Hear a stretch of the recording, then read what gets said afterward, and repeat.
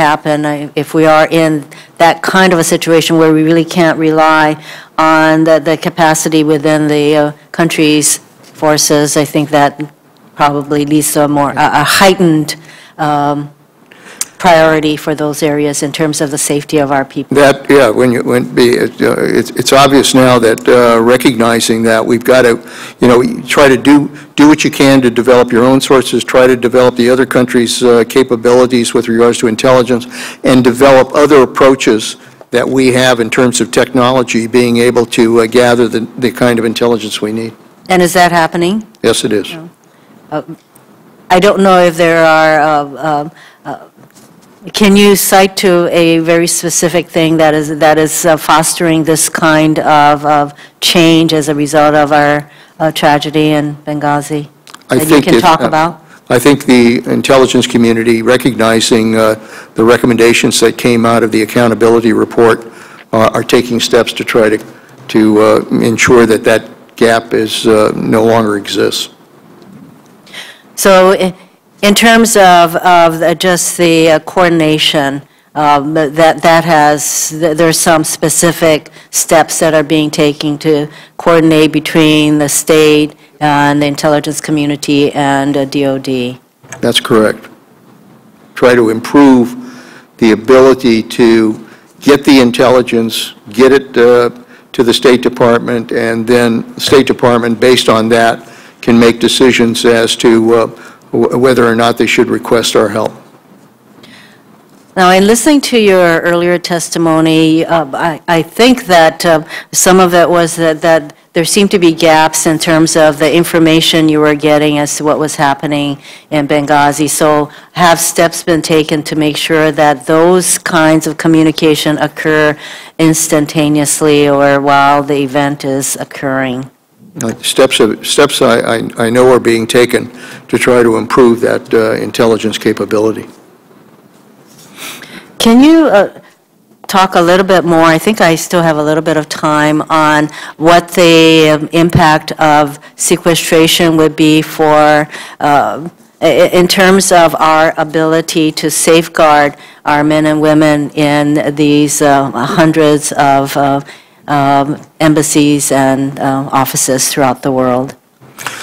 Well, if sequester did take place and we had to take the amount of money that is required by sequester,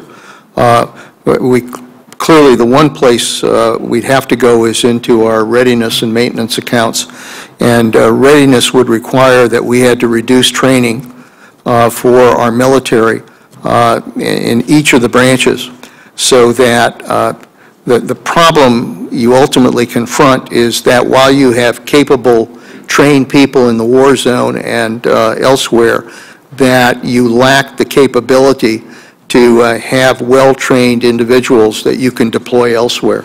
And that creates a real readiness crisis for us. Thank you, Mr. Chairman. Thank you.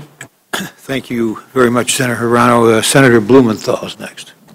Thank you, Mr. Chairman. I want to join my colleagues in thanking you, Secretary Panetta, for your extraordinary service to our nation and the personal association and time that you've devoted to all of us on this panel and other members of the Congress. And General Dempsey, thank you as well for your service, and to both of you for your very forthright and credible and significant testimony today, explaining some answers to questions that are painful, I think, for all of us, and I know for you, having attended the services and ceremonies in honor of these brave patriots and heroes, as you called them, and also your knowledge personally of them.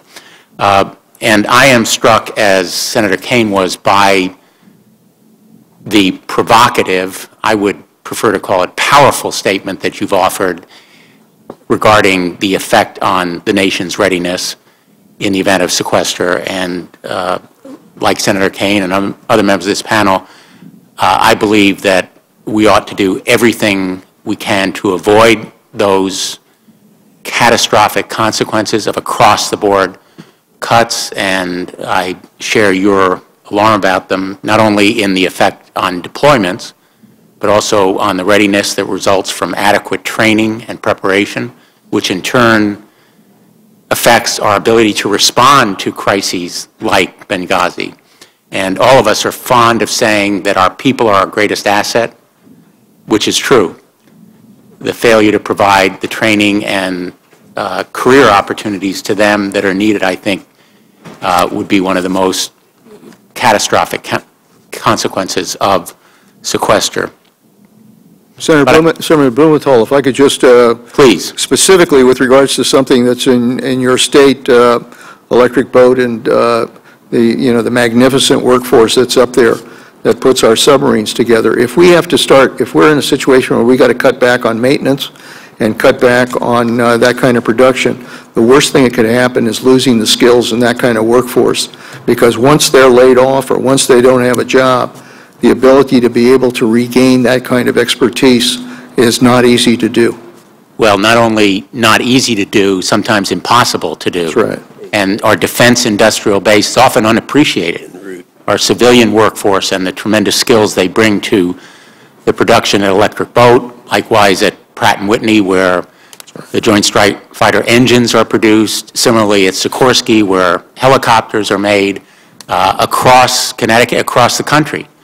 I think the defense industrial base is under threat, and it is the skilled, dedicated workforce that is the companion asset to our men and women in uniform that are so important. And I would hope that whatever the results in the next month, that we can continue to keep in place that workforce. And I think you share that view. Let me turn to another area of personnel that I think is very important, and because you are here for your last time, and I know you will deeply regret not appearing before this panel. You can agree with me because you're not under oath. I'm taking advantage of your being here to raise a question about an area that I think is very, very important, the decision of the Pentagon and the Department of Veterans Affairs to abandon the plan for a unified healthcare record system announced very recently. This decision is a tremendous setback for an effort that really has been ongoing for years, if not decades, to provide for a streamlined and timely process, faster decisions on benefits, less duplication in medical testing, more efficient, cost-effective treatment for both physical and mental health needs. This single unified healthcare system has been a long-standing goal. And I am very, very regretful and disappointed that the decision has been made to abandon it after devoting $1 billion, I think so far $1 billion, to create it. And I would invite your explanation. Thank you, Senator. First of all, let me say I do not believe that the idea of developing ultimately that unified system has been abandoned. It's what we wanted to do was, we knew that developing that system has taken years. It's going to take more years. It's going to cost a great deal of money as we do that. But in the interim, we have to do everything necessary to create interoperability between the Veterans Administration and the Defense Department so that doctors who are dealing with these individuals can bring that information together. We can do that interoperability using existing systems. And we've been able to do it at some of the institutions. We wanted to develop that at about 9 other institutions to do that. And we can get that done by July of this year. And that's why we wanted to stress that. But I want to assure you that the work on an ultimate single system that will require new technology to be able to get that accomplished is still going to continue to be worked on. Well, that's good news. And it also conflicts with some of the news reports I've seen, which, to quote one, Defense Secretary Leon Brennan and VA Secretary Eric Shinseki announced on Tuesday that they were scrapping the one-time plan to create an integrated electronic records-keeping system. You're saying that you and Secretary Shinseki are not doing No. so. Yeah, we're not scrapping that. Our intent is obviously to continue working on that, but what we wanted to do was to create this interoperability sooner and on a faster track so we could provide the information doctors need in order to be able to create some symmetry between defense and the Veterans Administration. So if I can articulate a different way in oversimplified layman's language, in effect you're adopting a first stage solution that involves interoperability, but proceeding with the larger system and longer term, more effective single unified healthcare record system that was contemplated. Thank you. Thank you very much to both of you for your testimony today. It's been very helpful, and thank you for your service as well. Thank you. Okay, we're going to begin a second round, and we're going to have a 3-minute second round, and then our witnesses must leave by no later than 2:30, and I hope before, because we have a vote scheduled for 2 o'clock. I just have 2 questions.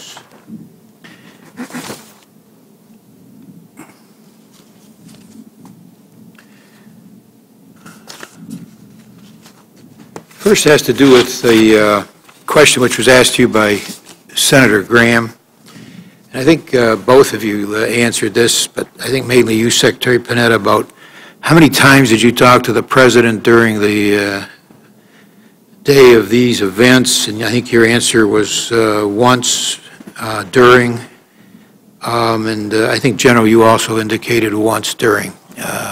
Then there was sort of a question is, well, you mean he never got back to you to find out what was going on? And I think you were starting to say, Secretary, that he has a number of other sources of important information, including his own Chief of Staff, and I presume, too, the Chairman of the National Security Council, or others that he would be in touch with, could call, who are much closer at hand in the White House to him than you are in the Pentagon. Do you know how many times that day, if any, the President talked to his Chief of Staff or to the National Security Council people? I don't know how many times he was in contact, but we were in contact with the staffs there. There was a DC, which was a deputies meeting of the National Security Council that met at, I think, 6 or 7 o'clock that evening, in which everybody was represented, including obviously the National Security team, as well as the teams from state and elsewhere, CIA, DNI. And in addition to that, obviously our staffs were in constant touch with the White House to alert them as to what was taking place and what information we had. So it's just the nature of the White House that Presidents of the United States make use of a broad sphere of staff that are involved with these issues to work these issues and continue to be in touch with him as to what's taking place. Now, relative to those unclassified talking points that were prepared at the request of Congress by the intelligence community that were erroneous, through no fault of her own, Ambassador Rice used them, bore the brunt of the criticism for the use, although she didn't prepare them. Are you familiar, either of you, with those talking points? And did the DIA, the Defense Intelligence Agency, participate in the production of those talking points? Do you know? We did not, and we were not aware of the talking points at the time. All right, and do you know whether or not the DIA was part of the intelligence community which prepared those talking points? I'm not aware that they were involved in that. I think it was the DNI that prepared the talking points. Okay, thank you. You don't know how he could have been, have you talked to him as to how he could not have known, or how they could not have known that the talking points that they handed to Rice and others were erroneous? I have not. Okay, Senator Inhofe. Thank you, Mr. Chairman. I'm going to try to do this fast here. One more run at this same issue that no one else seems to be wanting to talk about. It could be argued that there are 2 attacks, one on the compound, one on the annex. I'm not sure how close they were together, but let's just assume that that's one of the possibilities. Let's forget about the compound one. just the annex attack. The intelligence community has said that it's irresponsible for any terrorist professional not to know that it was a planned terrorist attack at the moment of the RPG and the 6 coordinated mortars took place. I think almost everyone else agrees with that, and that happened right on the same day or the morning after, because it was in the middle of the night. Secretary Panetta, do you believe that unequivocally at that time we knew that this was a terrorist attack? There was no question in my mind that this was a terrorist attack. Oh, okay, good. I was going to say that, and I appreciate that very honest answer, and that took place, that realization took place at the time that the RPG and all these sophisticated things such as the coordinated attack took place. Is that correct? Yeah, I mean, look, my own experience was that, you know, RPG show up and these other arms show up, that there's something that's planned here. This is a planned terrorist attack. And I was going to suggest... It's a terrorist attack, and I think others, I mean, I know Secretary Clinton and others also identified it as a terrorist attack, and that was my view. And Mr. Brennan, who is going to be having a hearing later on today that I would not be able to attend, I would consider him to be one of the foremost intelligence experts around with, what, 20 or 25 years experience. Would you agree with that? Yes, indeed. Well, he stated to me, and will state again this afternoon, the same thing you just said, that we realized at that moment it was a planned terrorist attack. Now, the only question I want to ask you, and I'll ask you for an answer now, and I doubt if you'll have a very good answer, but after that, I'd like to have you think about it and give an answer for the record, and that is, with everyone agreeing, including the Secretary Clinton, that right after this took place, that it was, in fact, a planned terrorist attack, how in the world could Ambassador Rice say, quote, the information, this is 5 days later, the information, the best information, and the best assessment we have today is that, in fact, this was not a pre-planned, premeditated attack? You know, again, I mean, I was not involved in the talking points that were presented to her, but obviously the intelligence community provided an assessment to her, and she relied on that assessment when she went on the news. Well, I certainly believe that it was to the benefit of the administration to try to push that, but it didn't work, and I would only suggest that people pay attention now to that fact, because to me, with all the things that we've been talking about, this is one of the really significant things that has not yet been explored. And I appreciate your very straightforward and honest answer to that. Thank you, Mr. Chairman. Thank you, Senator Inhofe. Okay, Ayotte. This is Senator Ayotte. Thank you, Mr. Chairman. I wanted to ask about, as I understand it, General Dempsey, you had, I don't know if it was on a show, but Senator Blunt had asked you that looking back, you didn't know anything you could do that could be done differently. As I understand it, we had a security team in Tripoli. 6 of them came then to Benghazi. They arrived about 15 minutes at the annex before the second attack. Is that right? They had 2 DOD personnel with them, remnants of the site security team that were in Tripoli. Originally, we had a larger site security team in Benghazi. So they had to charter a plane to get there. That surprises me. I mean, to think about the fact that you testified earlier that you were aware from based on what Ambassador Stevens said, that the consulate couldn't withstand a coordinated attack. The assets we did have in theater, that they'd actually have to go out and try to charter a plane to get somewhere. Why wouldn't we have an Osprey, a standard helicopter, any aviation assets there to be able to get to an area within country to provide assistance in light of the fact there was a deteriorating security situation, in light of the fact that you were aware that the ambassador had said that the consulate couldn't withstand a coordinated attack? Yeah, thanks, Senator. While you were out, I actually made sure I was clear about how I knew what I knew. Everything I knew was from General Ham's report to the Secretary through me. Secondly, in terms of, we didn't have an official DOD presence in Libya. But I mean, I'm shocked at you. We had to rely on chartering a plane. Why wouldn't we have something there, some kind of aviation asset that would allow us to get from Tripoli to Benghazi in light of what we knew about the security situation and the attacks listed on that board? Yeah, I would just reiterate, we didn't have an official DOD presence in Libya. But 2 DOD personnel had to charter a plane. I mean, I think about what it takes to charter a plane. If we had had aviation, some form of aviation assets there, we could have gotten to Benghazi sooner. Would you agree? If they'd had a plane, I'm sure they would have gotten there sooner. Also, I wanted to ask you, Secretary Panetta, you had said that you didn't end up deploying based on a response. I think Senator Graham had asked you, why didn't we have people going, moving? We had them on deployment status, but we didn't have them moving. And I believe you said you thought that it was because it was over after the first attack. Well, again, the forces were moving. We had deployed these fast teams. They were moving. We did not in any way stop the movement forward.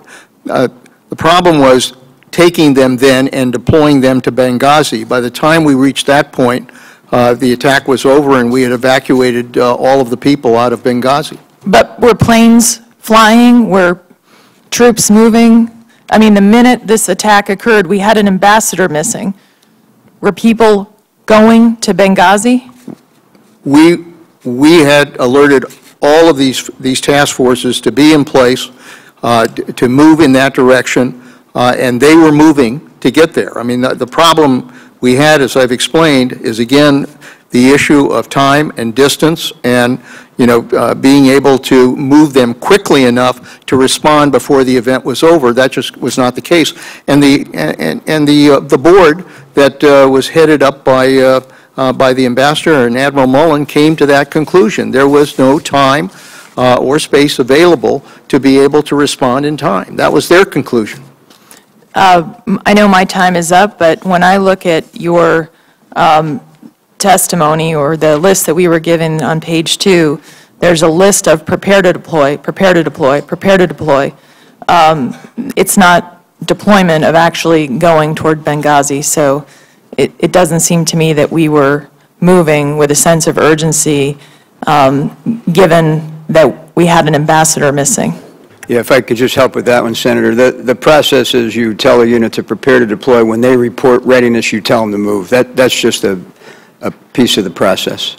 There was nothing that held them up. Thank you. Thank you, Senator Ayotte. Senator Graham. Mr. Chairman, I'd like unanimous consent to put this map into evidence here. I think it's part of the file. That'd be fine. Can you tell us what map that is? Yes, it talks about different air bases, naval bases within surrounding Benghazi, Libya. Yep, thank you. Okay, so I'll put that in record. One, you've been both very candid. Thank you. I want to make sure I understood what you said about Syria. Both of you agreed with Petraeus and Clinton that we should start looking at military assistance in Syria. Is that correct? That was our position. I do want to say, Senator, that obviously there were a number of factors that were involved here that ultimately led to the President's decision to make it non-lethal. Yeah, no, it's the President. I supported his decision in the end, but the answer to your question is yes. Yeah, for both of you. Yes. It's certainly up to the President to make all these. Who was in charge in Benghazi? Were you in charge, Secretary Bennett? What do you mean in charge? As running the operation, trying to find a way to save our ambassador who was lost, trying to prevent our people from being killed, providing assistance to people who are under attack. Simple question, if the families asked me, would it be fair to say that you were in charge? I mean, it's not that simple, as you know. I mean, I think the people that were in charge were the people on the ground. Would you say Secretary Clinton was in charge? Pardon me? Was Secretary Clinton in charge? No, the people that were in charge were, the ambassador there at Benghazi. No, in Washington. During the course of the attack. But they can't. They were trying to save their lives. They weren't in charge. That's right. Well, somebody had to be in charge of coordinating assistance. Was it you, the Secretary of State, or the President? Who was in charge? I think we're all in charge in the sense of trying to move our forces as quickly as possible to save lives. Right. Did you ever talk to Secretary Clinton at all that night? September 11th? Not that night, but obviously we had people in touch with her and. But and her did office. you, as Secretary of Defense and State, ever consult each other before the attack was over? Did we consult with? Yeah, did you talk? Did you individually talk to each other? No, we did. Did you, when did you talk to the President after your initial meeting around 5 o'clock? When did you talk to him again? I'm not sure. Was it on That September week. the 12th? It could very well have been that I. Did you go to bed that night? Did you go to bed before the attack was over? No, I was at the department. Nor did you, General Dempsey. No.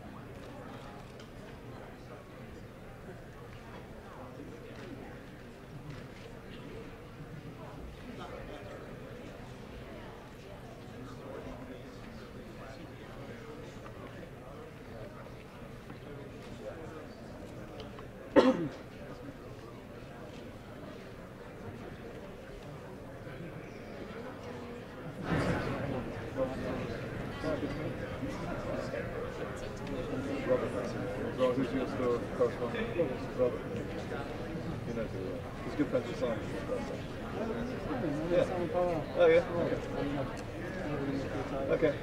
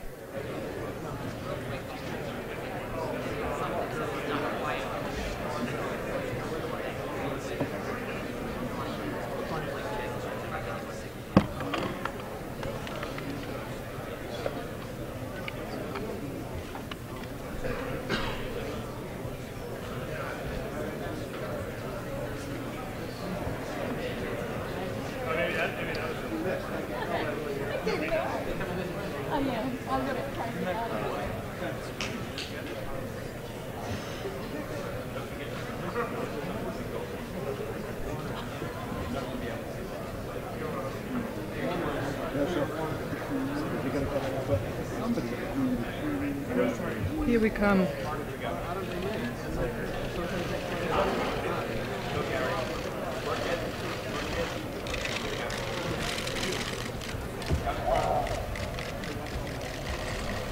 John Brennan, your drone policies are endangering my generation. You're killing kids halfway across the world. I've been to Pakistan, where I've met with people my age. If I might ask, all right, I'm going to ask that this room be cleared right now. With the Capitol Police, please come in and clear the room.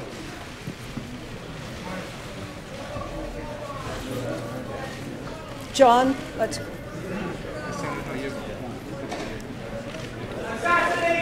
All signs out. You are betraying democracy when you assassinate suspects. You are a traitor to democracy. If the Capitol Police will clear the room, please. John Brennan is still in favor of extraordinary rendition. He was third in command after the CIA came under. He never spoke out against it. You are traitors if you can step back.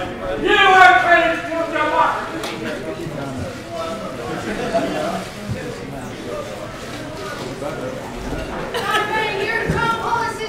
Please clear the room.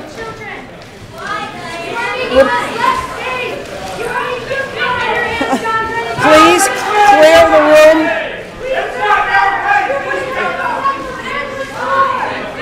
All right, I think we should clear the entire room and only let people back in.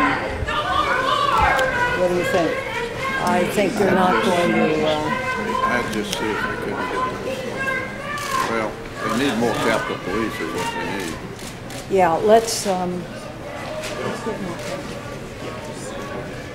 more. Okay, we'll try and start.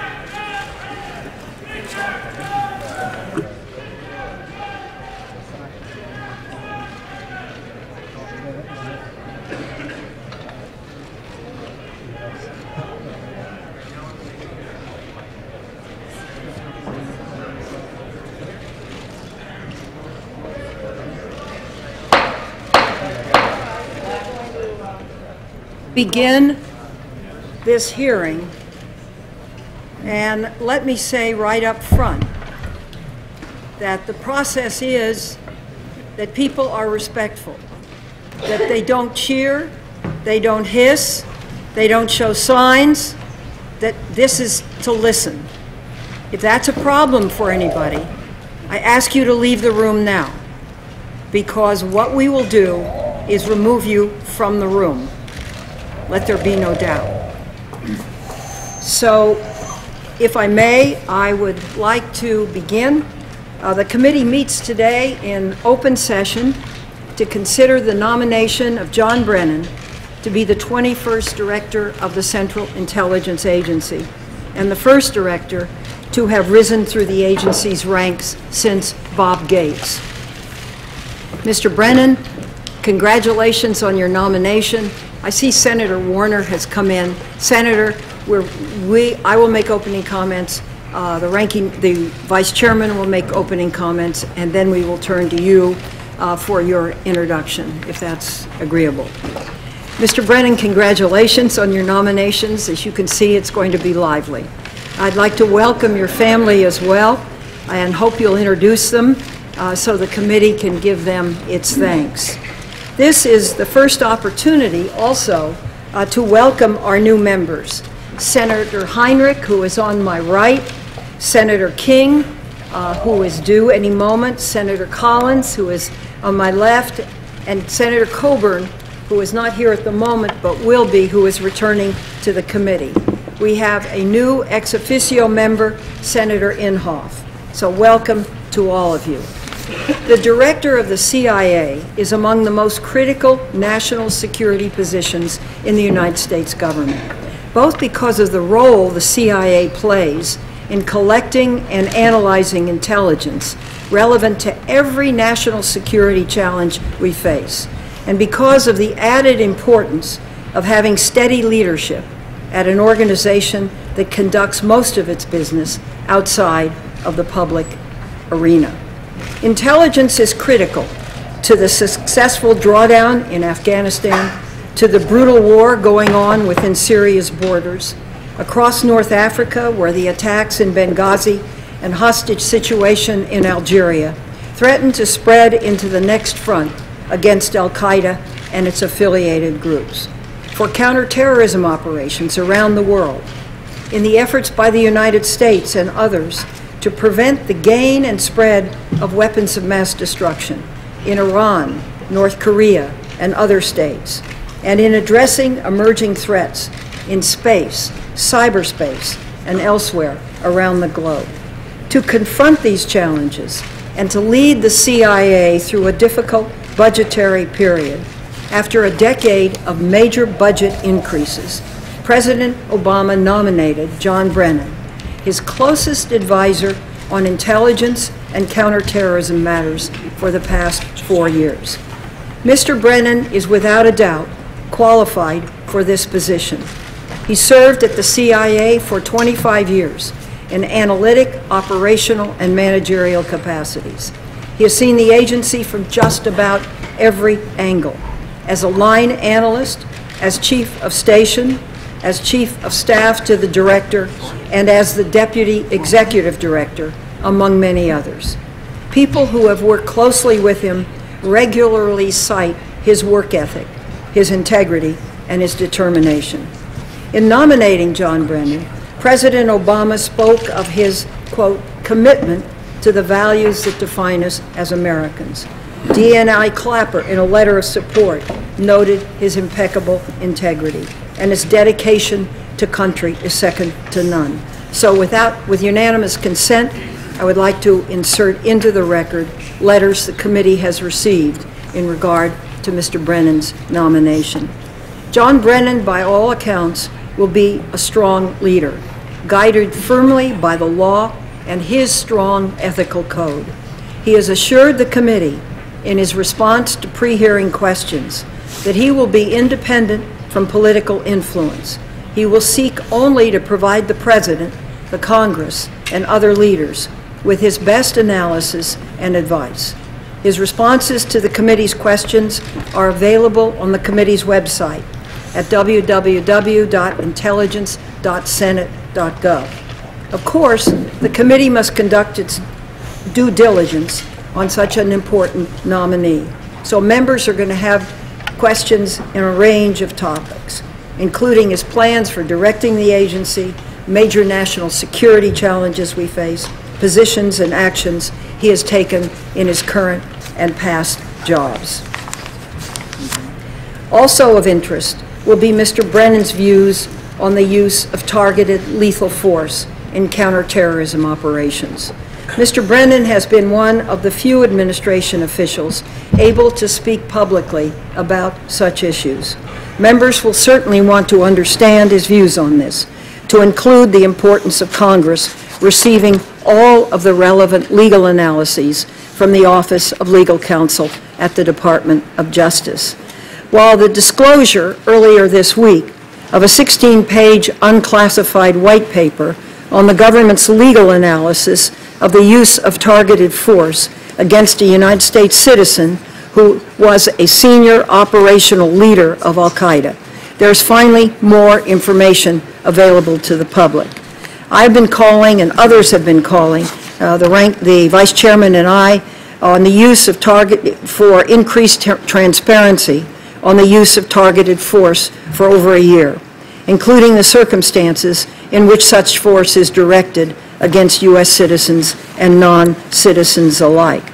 I've also been attempting to speak publicly about the very low number of civilian casualties that result from such strikes. I have been limited in my ability to do so.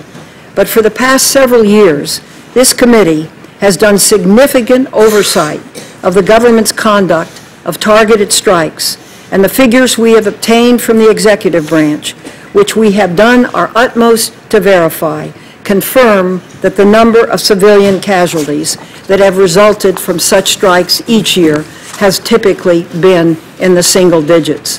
When I ask to give out the actual numbers, I'm told you can't. And I say, why not? Because it's classified. It's a covert program. For the public, it doesn't exist. Well, I think that rationale, Mr. Brennan, is long gone. And I'm going to talk to you in my questions a little bit about that, because I think it's very important that we share this data with people. This committee will continue to perform significant oversight of targeted strikes. We received this morning an Office of Legal Counsel opinion on the topic. Actually, we received a short one and a long one. And while I was there, I was delighted to see Senator Wyden reading, Senator Kaine in the room, Senator Udall came in the room, and I'm hopeful that every member will avail themselves of this opportunity to review those OLC opinions. I also intend to review proposals for legislation to ensure that drone strikes are carried out in a manner consistent with our values, and the proposal to create an analog of the Foreign Intelligence Surveillance Court to review the conduct of such strikes. Finally, I will want to know how the nominee intends to lead an agency that's had 4 directors since DCI Tenet resigned in July of '04, now in a budget downturn, and what he sees as the major challenges before the CIA. For the information of members, we will have rounds of questions of 8 minutes each, and members will be recognized by seniority, alternating between the sides. Members have requested the opportunity to ask Mr. Brennan questions that will require classified answers as well. So we have the ability to move to a classified session following this hearing if it is timely and we're able to do so. So my suggestion is that we play that ear by ear, Mr. Vice Chairman, and see if it's possible to do so. If it isn't, we will have our closed session on Tuesday at our next hearing. Finally, before turning to the Vice Chairman, I'd like to conclude my remarks the same way I did at the confirmation for General Petraeus. Again, this time, the transition between CIA directors has been managed by Acting Director Michael Morrell. I'd like to thank Mr. Morrell for keeping the agency on firm footing and for his agreement to remain as Deputy Director after the confirmation process. He continues to be a top-notch CIA officer, a friend of the committee, and I'm sure he will be an excellent deputy, Mr. Brennan. Mr. Vice Chairman, please proceed. Thank you very much, Madam Chair. Mr. Brennan, I join the chair in congratulating you on your nomination and welcoming you to the committee today. And I don't have to remind you, because you are a career individual, of the importance of your nomination to head the Central Intelligence Agency. I also want to welcome your family and thank them for their support of you during your years of commitment to our government. Also, I want to just say, as the chairman did, that how much we appreciate Mike Morrell. And I'm very pleased to see that in your prepared statement you mentioned Mike and his contribution to the Central Intelligence Agency, and that you intend to keep Mike in place. He is a very valued public servant and a guy who has stepped into a very difficult situation now twice, and has led with great commitment and has provided the kind of leadership the agency has needed. Mr. Brennan, if confirmed as the next director, it will be your responsibility to lead the CIA as our nation continues to face significant national security challenges. While we've heard a lot in recent months about al-Qaeda being decimated and on the run, it is by no means destroyed, and the threat of terrorism from its affiliates, especially in Yemen and North Africa, remains very real. Just in the past few months, terrorist attacks in Algeria and Benghazi have claimed American lives. So it is clear that our vigilance must not waver. At the same time, our attention focused beyond the threats posed by al-Qaeda and other terrorist organizations, from Iran to North Korea to Venezuela. from nuclear proliferation to cyber intrusions to counterintelligence. The challenges are constant and immense, and the CIA is at the point of the spear. As your predecessors faced similar challenges, they recognize the importance of working hand in hand with Congress, especially the Congressional Intelligence Committees. I appreciated your commitment to me to be open and transparent with this committee if you are, in fact, confirmed as the next director. I expect this commitment to actually be borne out in practice regardless of political pressures and not just become words spoken during the confirmation process. Far too often, the committee is facing unnecessary and, frankly, legally questionable obstacles in receiving needed oversight information from the intelligence community. As we hear from you this afternoon, I also believe it is important for you to set the record straight on a few matters relating to detention policy and the CIA's detention and interrogation program. We know that the 2009 executive order removed the CIA from the detention business, but the current framework is simply not working to get real-time access to intelligence from terrorist detainees. I reviewed elements of the 9/11 Commission report in preparation for this hearing, and I am concerned that the administration is making the same mistakes that were made before 9/11 when the CIA missed vital information on KSM, the mastermind of the attacks, and decided to forego a capture operation of Osama bin Laden. The Commission cited the administration's focus on using the Article III court process as factors in both instances. You and I also discussed the committee's report on the CIA's detention and interrogation program, which was approved in December by a slim majority. You told me that you had completed your review of the report's executive summary and the findings and conclusions, and you'll have an opportunity to express your observations and the concerns that you expressed to me with the rest of the committee today. Mr. Brennan, I thank you once again for your dedication and your service to our country, and we look forward to your testimony and to your response to questions submitted by the committee. Thanks, Madam Chair. Thank you very much, Mr. Vice Chairman. And now we will turn to the distinguished senator from Virginia, Senator Mark Warner. Thank you, Chairman Feinstein and Vice Chairman Chambliss and colleagues. It's my honor to introduce John Brennan as the President's nominee to be the next director of the Central Intelligence Agency. Like so many thousands of other professionals in the United States intelligence community, John now calls Virginia home. It has been my privilege as a member of this committee for the last 2 years to represent many of the thousands of men and women in our intelligence agencies who also call Virginia home.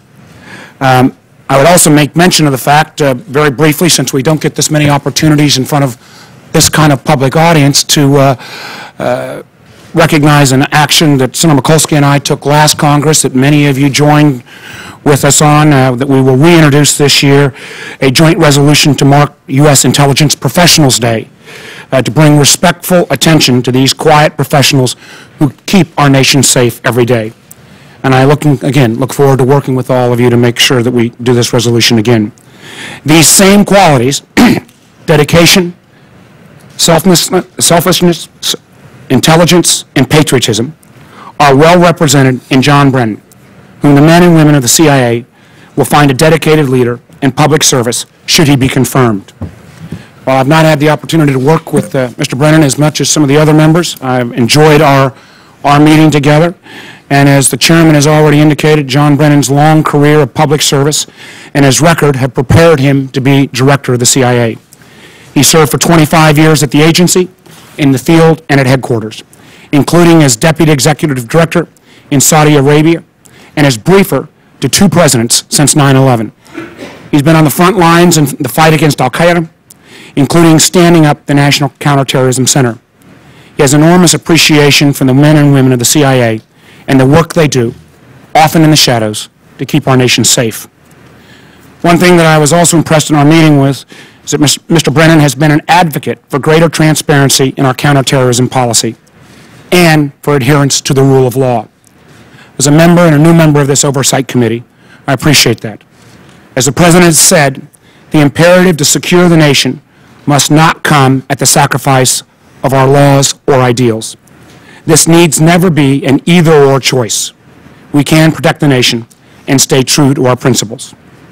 As has been raised by the chair and the vice chair, I think it is also important, and these will be questions that I'll be asking as well, to ensure that while we look at the programs of the CIA, that these programs' effectiveness be measured objectively and not simply by those who are charged with implementing them.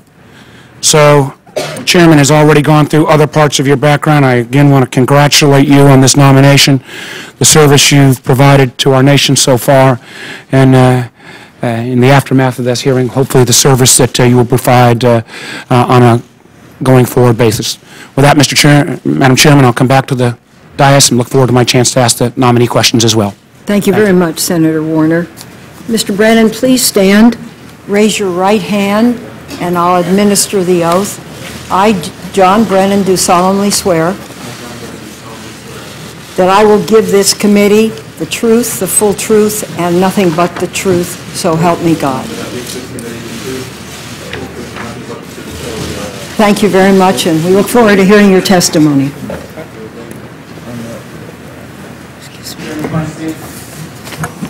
Chairman Feinstein, Vice Chairman Chambliss, members of the committee, I am honored to appear before you today as the President's nominee to... Would you halt, please? We'll ask the police to please remove this woman. Thank you very much.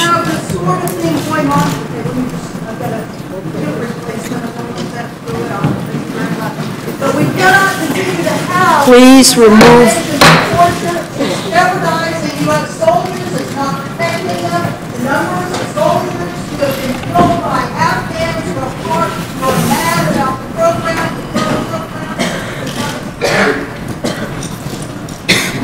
I'm going to say once again that we welcome everyone here, that we expect no clapping, we expect no hissing, we expect no demonstration in this room. This is a very serious hearing. I will stop the hearing, and I will ask the room to be cleared. So know that. Please continue, Mr. Brennan. Thank you, Chairman. I am honored to appear before you today as the President's nominee to lead the Central Intelligence Agency. I am deeply grateful to President Obama for the confidence he has placed in me by sending my name forward to the Senate for consideration. Senator Warner, thank you for your generous introduction, for your service to our nation, and for your strong support for those who defend it. This includes the extraordinary men and women of the CIA and the intelligence community, so many of whom, like me, call Virginia home and call you our senator. I would not be here today without the love and support of my wife, Kathy, who has been my life partner for 34 years, and who, like the spouses of many other public servants and intelligence professionals, has made numerous sacrifices over the years. Would you pause, Mr. Brennan? If you would remove that individual, please, as quickly as you can. Thank you. We can stand up against torture, stand up against drones, do what we can to not confirm this man. Mr. Brennan, please proceed. My wife, Kathy, who, like the spouses of many other public servants and intelligence professionals, has made numerous sacrifices over the years, bearing the brunt of family responsibilities because of my chosen profession. Similarly, I would like to pay tribute to my 3 children, who, like the children of many CIA officers and other national security professionals, have had to deal with the disappointments associated with an absentee parent far often than they should. And I'm very pleased to be joined today by my wife, Kathy, and my brother, Tom. I speak for the mothers who right. children. We will stop again. In Yemen, Pakistan, Somalia, and where else? Please remove that CIA woman. And the Obama administration refuse to even tell Congress. They won't even tell Congress what countries we are killing children in. Please, Senator Feinstein, if you could please expedite the removal. More important than the children of Pakistan and Yemen. Are they more important? Do your job. World peace depends on it. We're making more enemies. Please proceed. Mr. Brennan, the next time we're going to clear the chamber and bring people back in one by one. This witness is entitled to be heard, ladies and gentlemen. Yes. So please give him that opportunity. Thank you. And heartfelt thank you also goes to my family in New Jersey, especially my 91-year-old mother, Dorothy, and my 92-year-old father, Owen, who emigrated from Ireland nearly 65 years ago. And Mr. Brennan, if you don't know who they are, I have a list. I have a list with all the names and the ages. All right, we're going to halt the hearing. I'm going to ask that the room be cleared and that the Code Pink associates not be permitted to come back in. Done this 5 times now, and 5 times are enough. So we will recess for a few minutes.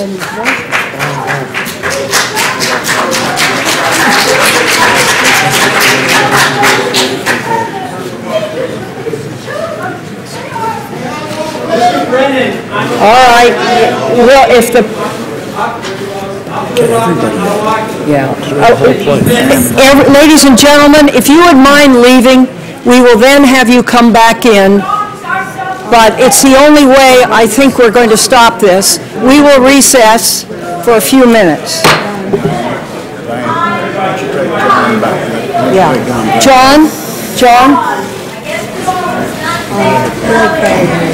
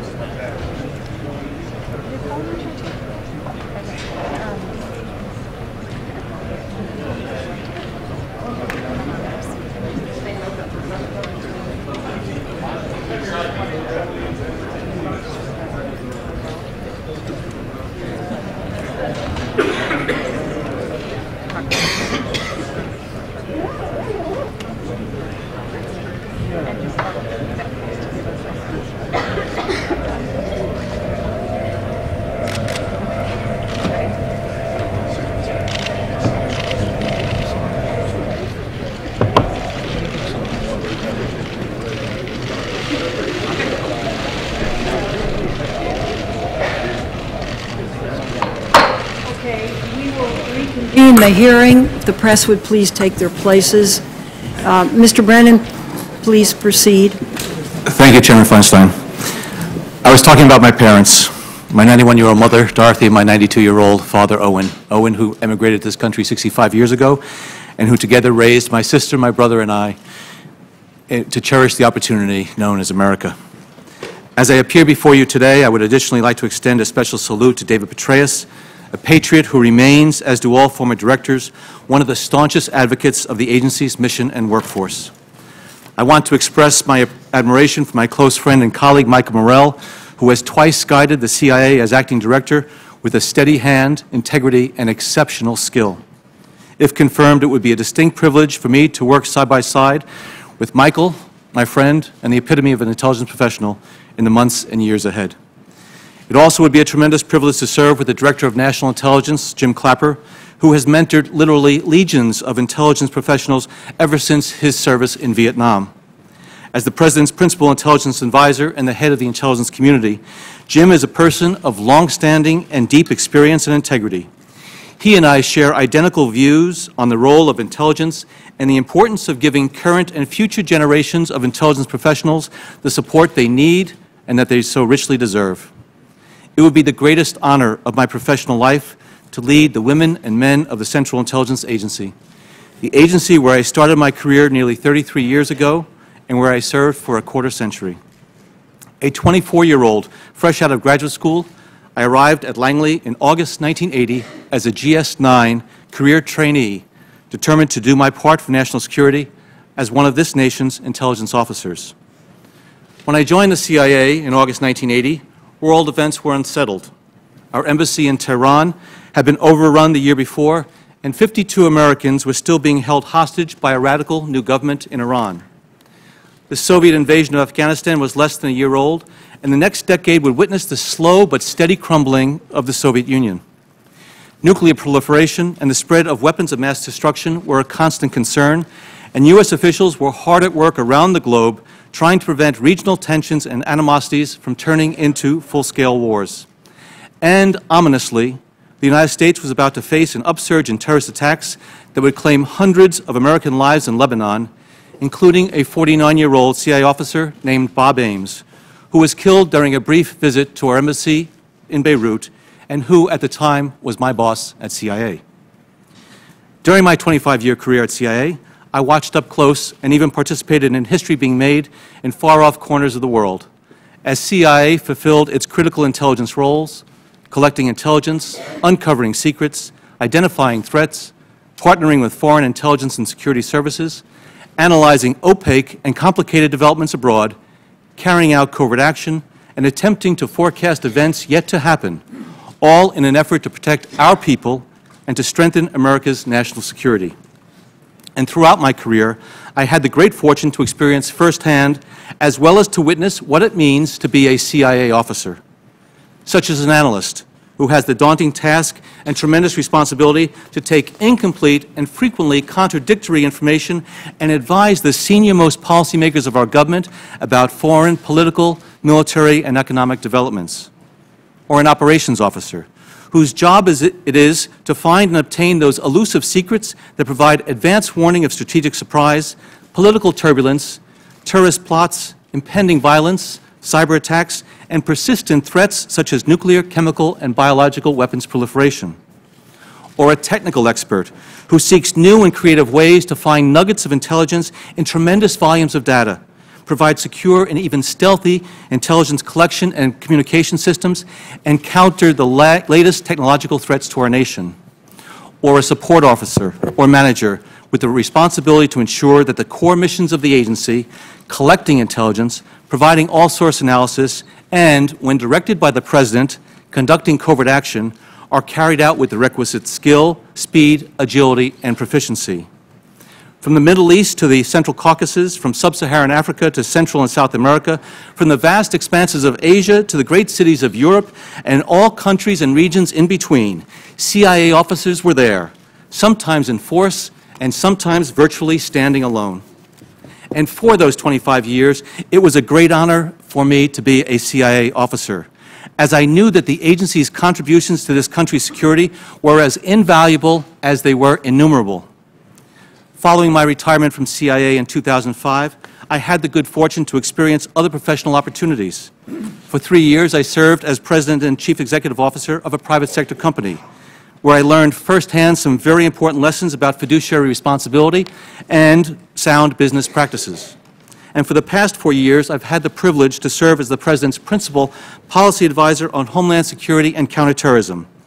In that role, I have had the opportunity to work daily with some of the finest Americans I have ever met, from the intelligence, military, Homeland Security, law enforcement, and diplomatic communities, who have dedicated their lives to the safety and security of their fellow Americans.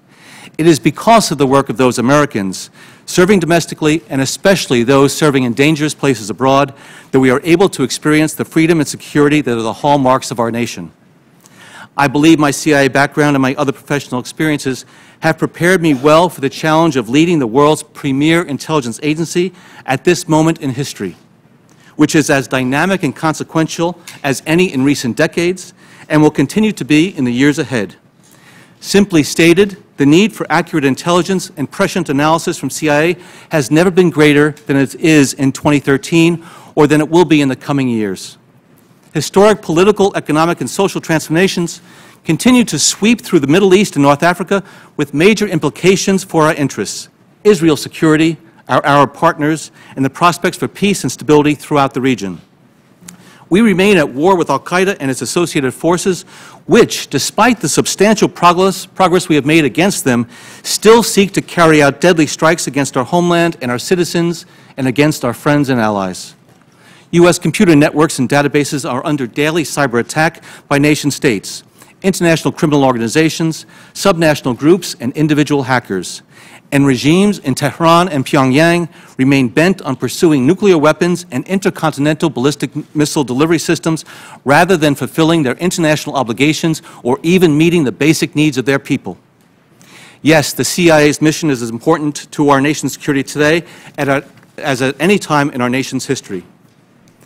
In carrying out their mission, the men and women of the CIA are frequently asked to undertake challenging, perilous, and yes, controversial actions on behalf of the American people.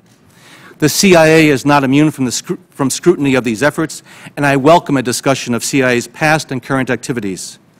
If I am confirmed, one of my highest priorities would be the committee's lengthy report on the CIA's former rendition, detention, and interrogation program that involved now-banned interrogation techniques. I have read the findings and executive summary of the 6,000-page report, which raises a number of very serious issues. Given the gravity and importance of the subject, I would look forward to further dialogue with members of the committee on the report and its findings, if I am confirmed. In addition, some of our government's current counterterrorism policies and operations have sparked widespread debate domestically, internationally, and in this room. I have publicly acknowledged that our fight against al-Qaeda and associated forces has sometimes involved the use of lethal force outside the hot battlefield of Afghanistan. Accordingly, it is understandable that there is great interest in the legal basis, as well as the thresholds, criteria, processes, procedures, approvals, and reviews of such actions. I have strongly promoted such public discussion with the Congress and with the American people, as I believe that our system of government and our commitment to transparency demand nothing less. As the elected representatives of the American people and as members of this committee, you have the obligation to oversee the activities of the CIA and the other elements of the intelligence community to ensure that they are being carried out effectively, lawfully, successfully, and without regard to partisanship. If confirmed, I would endeavor to keep this committee fully and currently informed, not only because it is required by law, but because you can neither perform your oversight function nor support the mission of CIA if you are kept in the dark. And I know that irrespective of the fullness of that dialogue, there will be occasions when we disagree, just as you disagree among yourselves at times on aspects of past, current, and future activities of the CIA. Such disagreement is healthy and is a necessary part of our democratic process. But such disagreement should never prevent us from carrying out our national security and intelligence responsibilities, as a failure to do so could have devastating consequences for the safety and security of all Americans. during my courtesy calls with many of you, I also heard repeated references to a trust deficit that has at times existed between this committee and the CIA. If I am confirmed, a trust deficit between the committee and the CIA would be wholly unacceptable to me, and I would make it my goal on day one of my tenure and every day thereafter to strengthen the trust between us. I have a reputation for speaking my mind, and at times doing so in a rather direct manner, which some attribute to my New Jersey roots. I like to think that my candor and bluntness will reassure you that you will get straight answers from me, maybe not always the ones you like, but you will get answers and they will reflect my honest views. That's the commitment I make to you. I would like to finish by saying a few words about the importance of taking care of the women and men who serve in the CIA.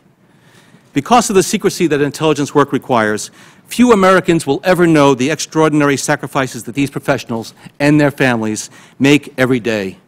Many of them risk their lives and at times have given their lives to keep us safe.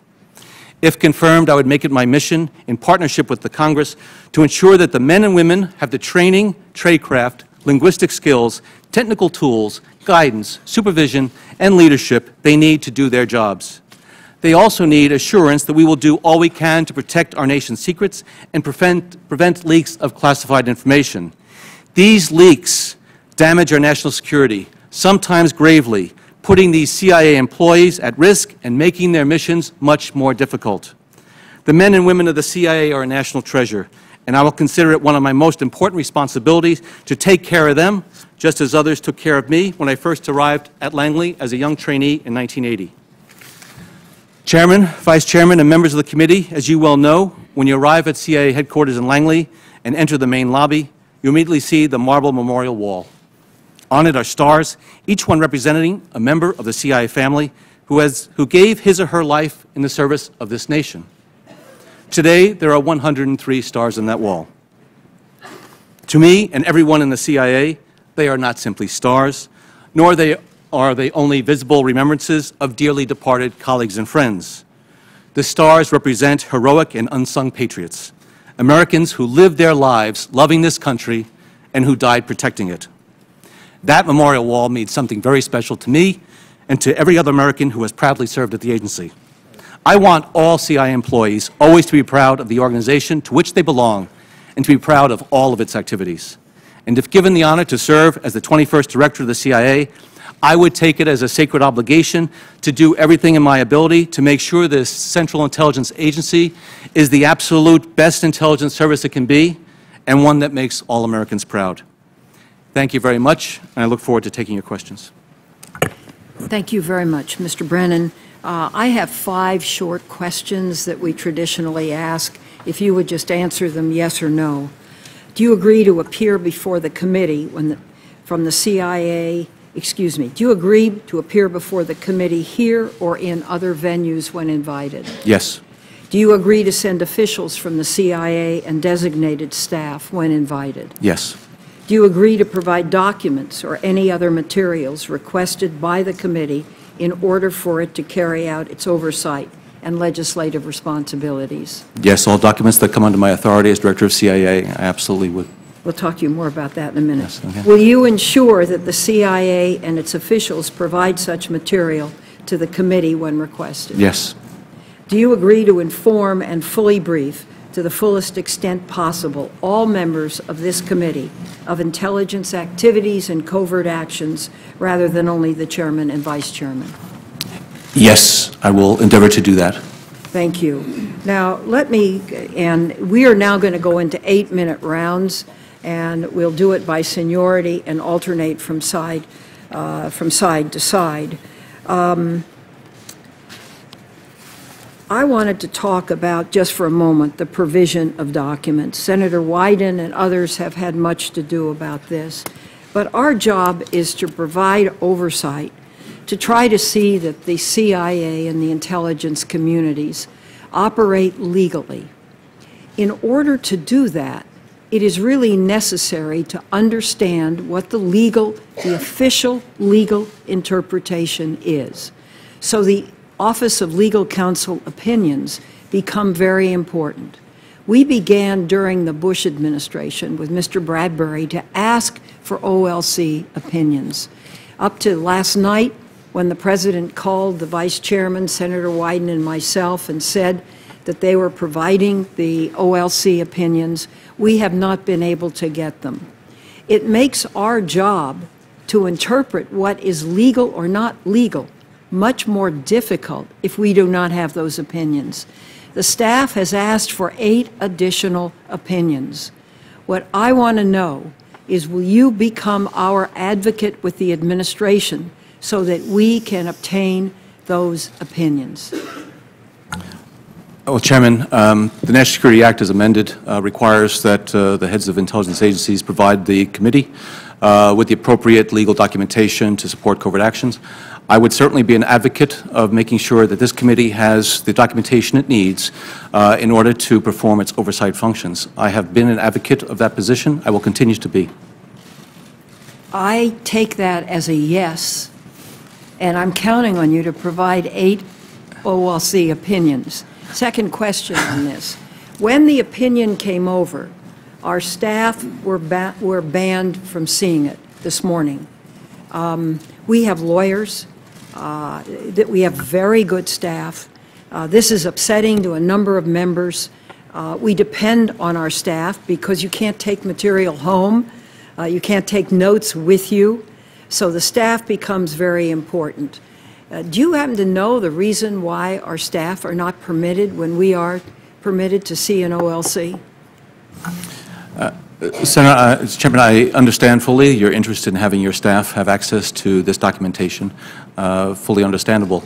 The reason for providing information just to committee members at times is to ensure that it is kept on a limited basis. It is rather exceptional, as I think you know, that the Office of Legal Counsel opinion or advice would be shared directly with you. Right, and this, I think, was determined because of the rather exceptional nature of the issue and in a genuine effort to try to meet the committee's requirements. I understand your interest in having the staff access to it. If you would relay the request Absolutely. officially, we'd appreciate Absolutely. it very much. I will. Second thing, when I spoke with you in my office, we talked about our report on detention and interrogation, the 6,000-page report you mentioned. I asked you if you would please read it. You said you would. You said you would for sure read the 300-page summary. Have you done so? Yes, Chairman. I have read the first volume, which is 300 pages. Then let me ask you this question. Were the EITs key to the takedown of Osama bin Laden? Chairman, the report right now still remains classified, and the report has been provided to the agency and executive branch for comments. There clearly were a number of things, many things that I read in that report that were very concerning and disturbing to me, and ones that I would want to look into immediately if I were to be confirmed as CI Director. It talked about mismanagement of the program, misrepresentations of the information, providing inaccurate information, and it was rather damning in a lot of its language as far as the nature of these activities that were carried out. I am eager to see the agency's response to that report. I read those 300 pages. I look forward, if confirmed, to reading the entire 6,000-page volume because it is of such gravity and importance. But, Chairman, I do not yet have, and nor has the CIA finished its review of this information. That committee's report was done obviously with over an extended period of time, tremendous amount of work that's gone into it, based on a review of the documentary information that was available, the documents. There were not interviews conducted with CIA officers. I very much look forward to hearing from the CIA on that and then coming back to this committee and giving you my full and honest views. Well, thank you. You will have that opportunity, I assure you.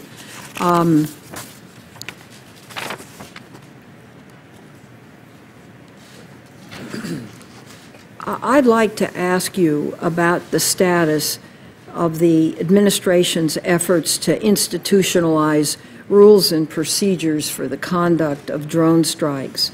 In particular, how you see your role as CIA director in that approval process. Chairman, as this committee knows and I'm sure wants to continue to protect certain covert action activities. But let me talk generally about the counterterrorism program and the role of CIA and this effort to try to institutionalize and to ensure we have as rigorous a process as possible, that we feel that we're taking the appropriate actions at the appropriate time.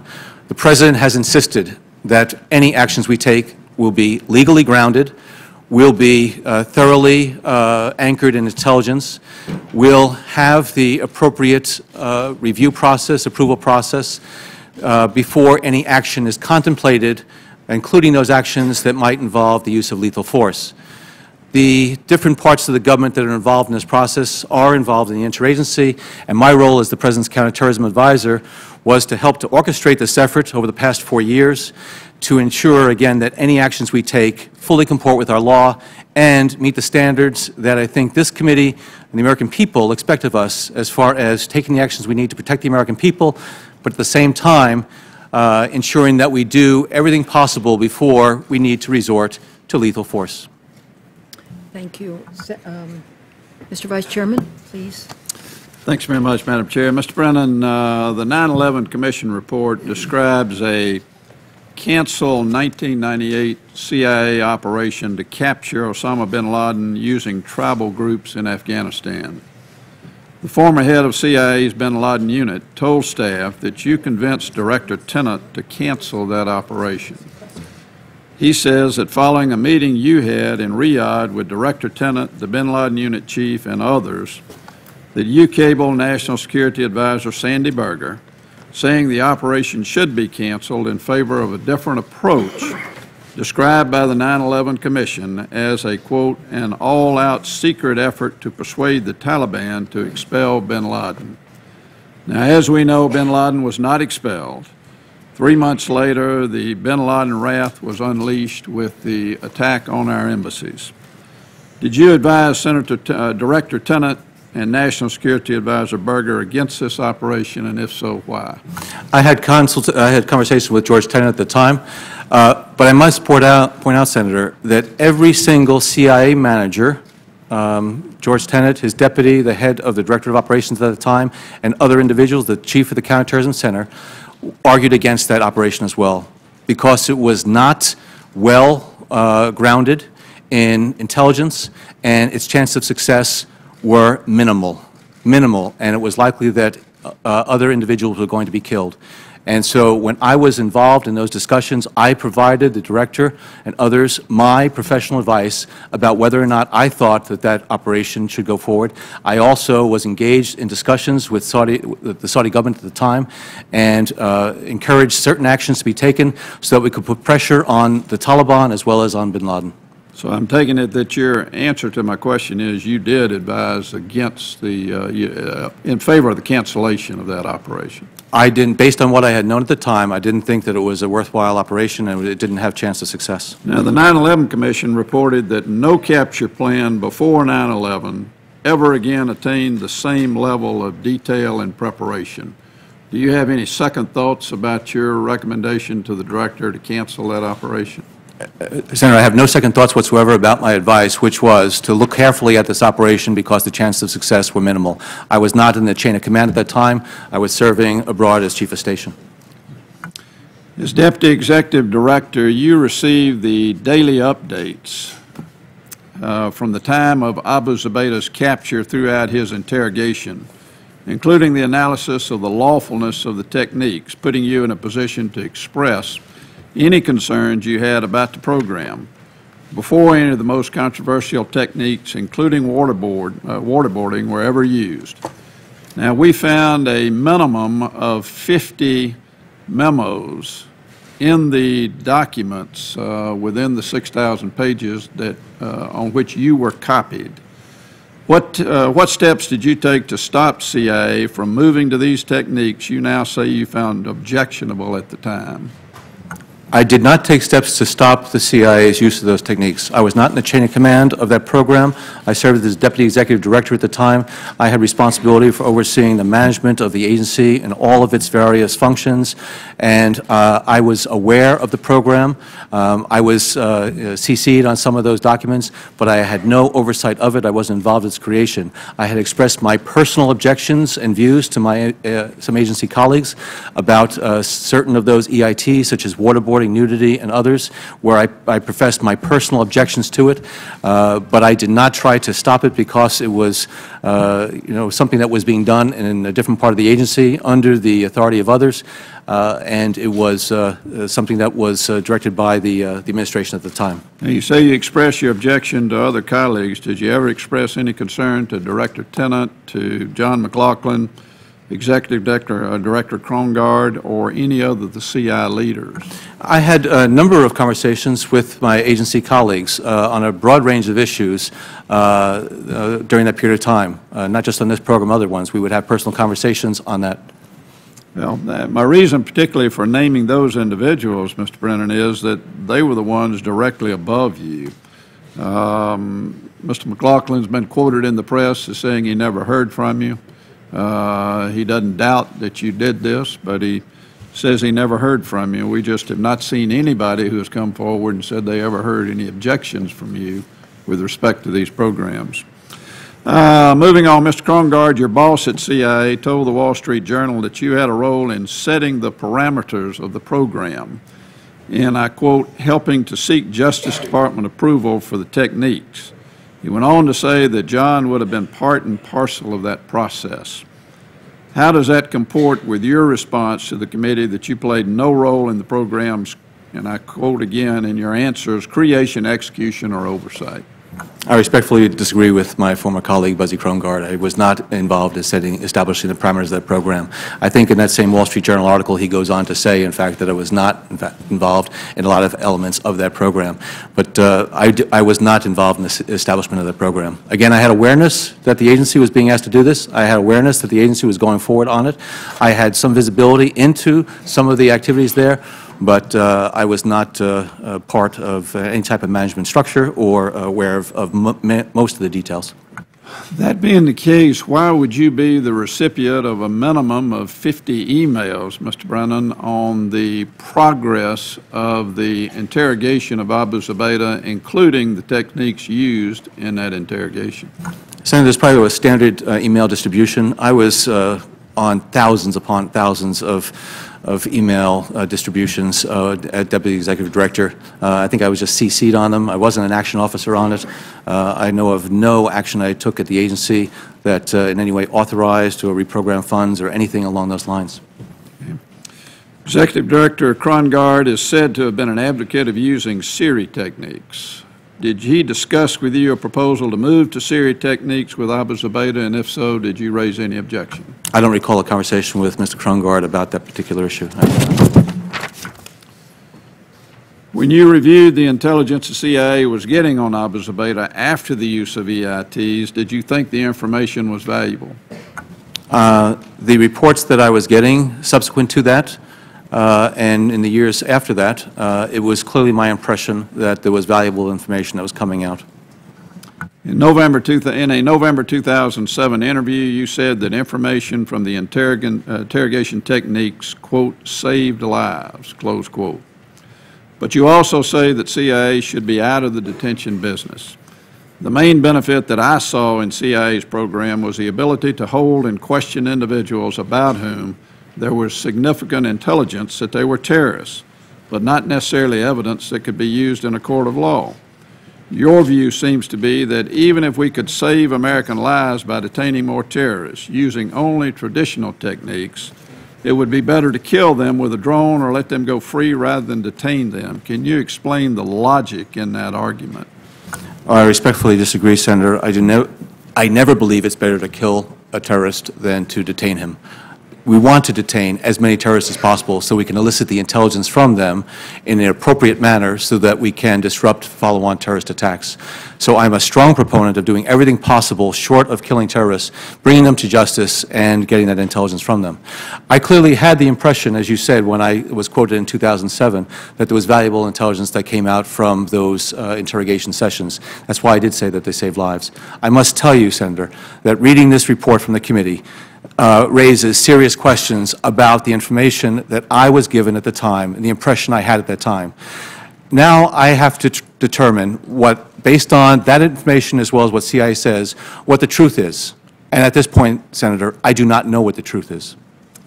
How many high-value targets have been captured during your service with the administration? There have been a number of individuals who have been captured, arrested, detained, interrogated, debriefed, and put away by our partners overseas, which is we have given them the capacity now, we have provided them the intelligence. And unlike in the immediate aftermath of 9/11, when a lot of these countries were both unwilling and unable to do it, we have given them that opportunity. And so that's where we're working with our partners. How many high-value targets have been arrested and detained, interrogated by the United States during your 4 years with the administration? I'll be happy to get that information to you, Senator, in terms of those high-value targets that have been captured with U.S. intelligence support. I submit to you the answer to that is one, and it's Warsame, who was put on a ship for 60 days and interrogated. Thank you. Thank you very much, Mr. Vice Chairman. I want to point out that I'm going to try and enforce the 8 minutes. If you hear a tapping, it is not personal. Senator Rockefeller. Thank you, Madam Chair. Welcome, Mr. Brennan.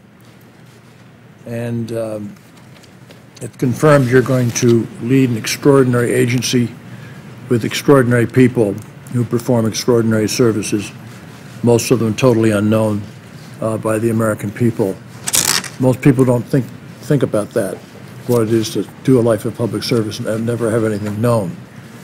Those of us who sit up here do a life of public service and want everything that we do to be known. That's how we get elected. It's a very different ethic in the Central Intelligence Agency and all intelligence agencies, and I respect it very much.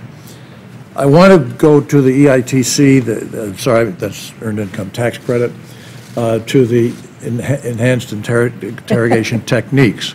Well, I'm for both. I'm not for the second, for the first. You talk about the 6,000 pages. What I want to say, and what if the second round comes, I will, I'm going to pour out my frustration on dealing with the Central Intelligence Agency and dealing with various administrations about trying to get information. Why was it that they felt that we were so unworthy of being trusted? Why was it that they were willing to talk to Pat Roberts and me or Saxby Chambliss and Dianne Feinstein, but not anybody else? Until we literally bludgeoned them, Kit Bond and I, into agreeing to include everybody. Like Carl Levin's not trustworthy. You know, I mean, it's amazing. And I pursued Dianne Feinstein's point about staff.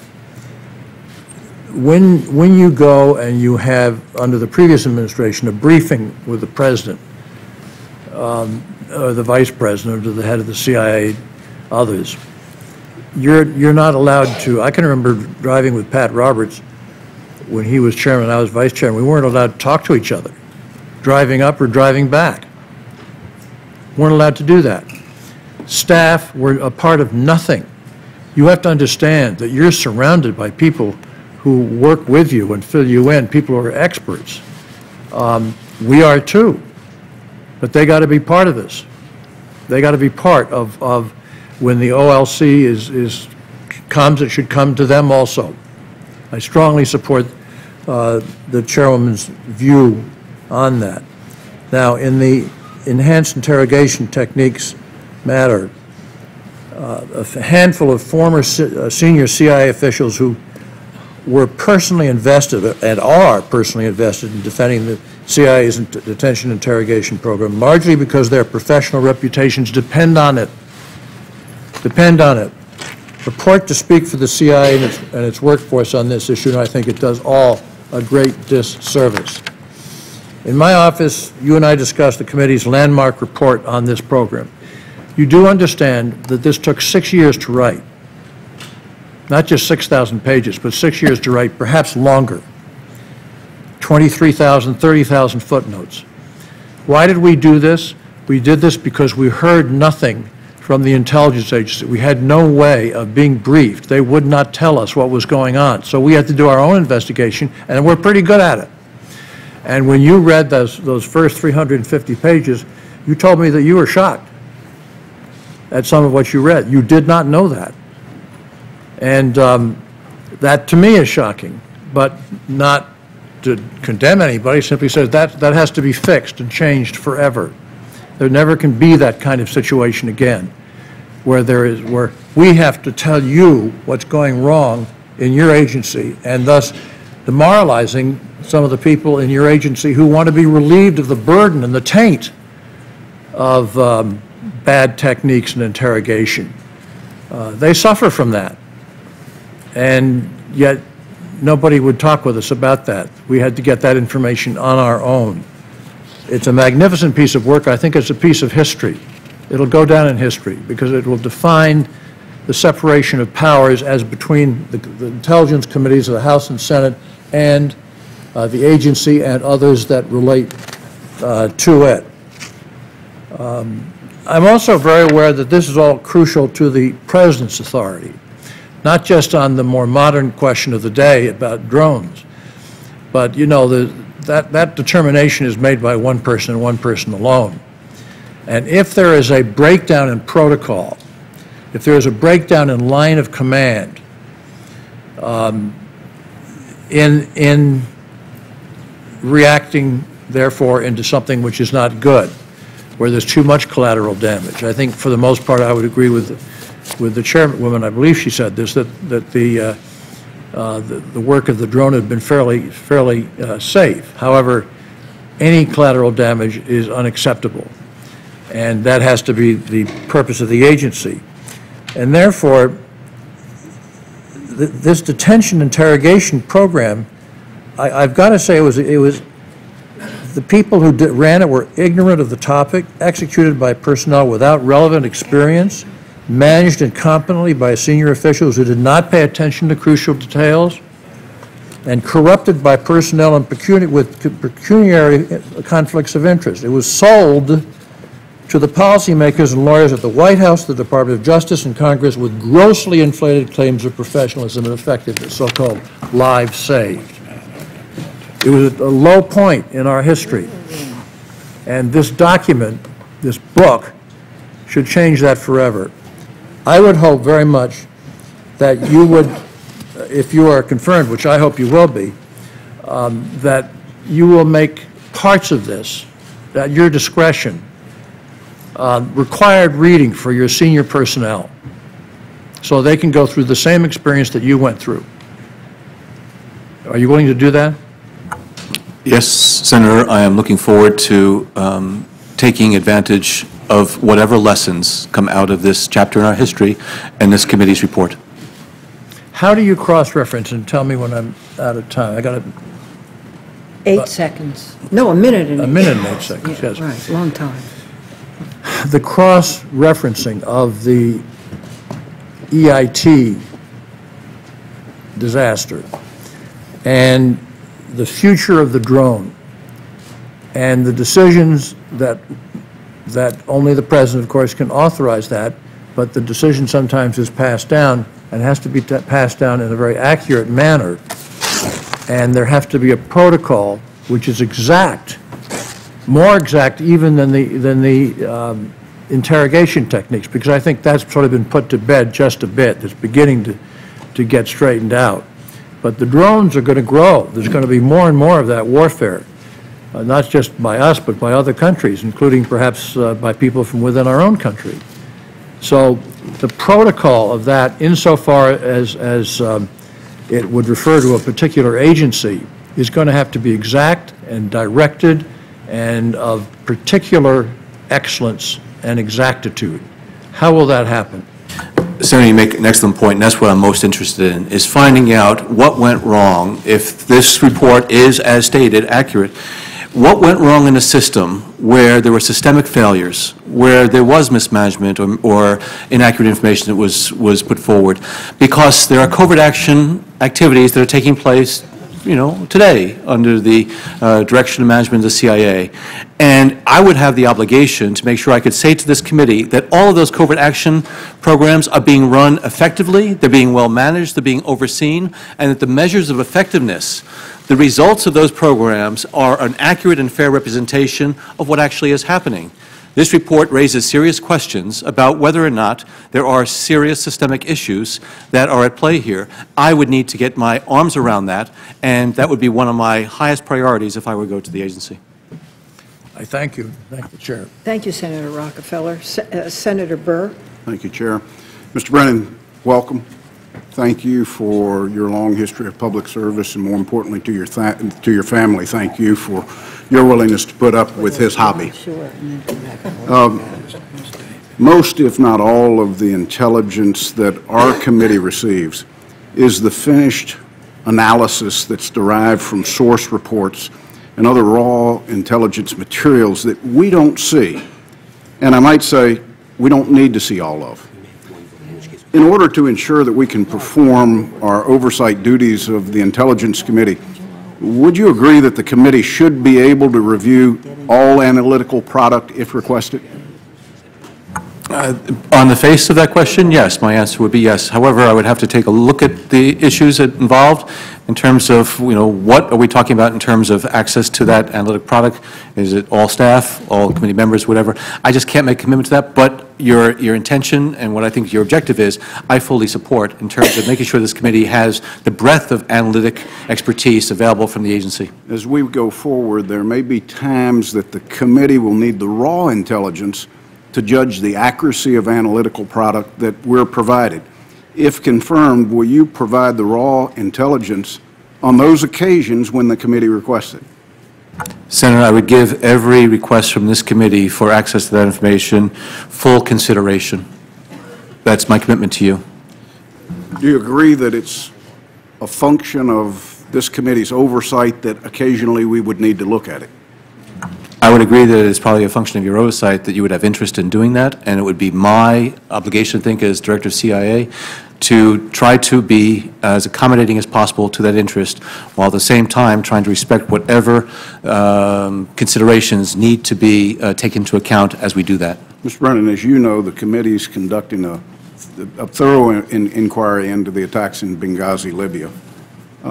In the course of this investigation, the CIA has repeatedly delayed and in some cases flatly refused to provide documents to this committee.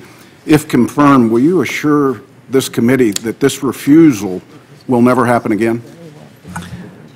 I can commit to you, Senator, that I would do everything in my ability and my authority to be able to reach an accommodation with this committee that requests documents, because an impasse between the executive branch and the legislative branch on issues of such importance is not in the interests of the United States government, and so it would be my objective to see if we could meet those interests. At the same time, our founding fathers did sort of separate, you know, the branches of government, judicial, legislative, and executive, and so I want to be mindful of that separation, but at the same time meet your legitimate interests. They also gave us the power of the purse.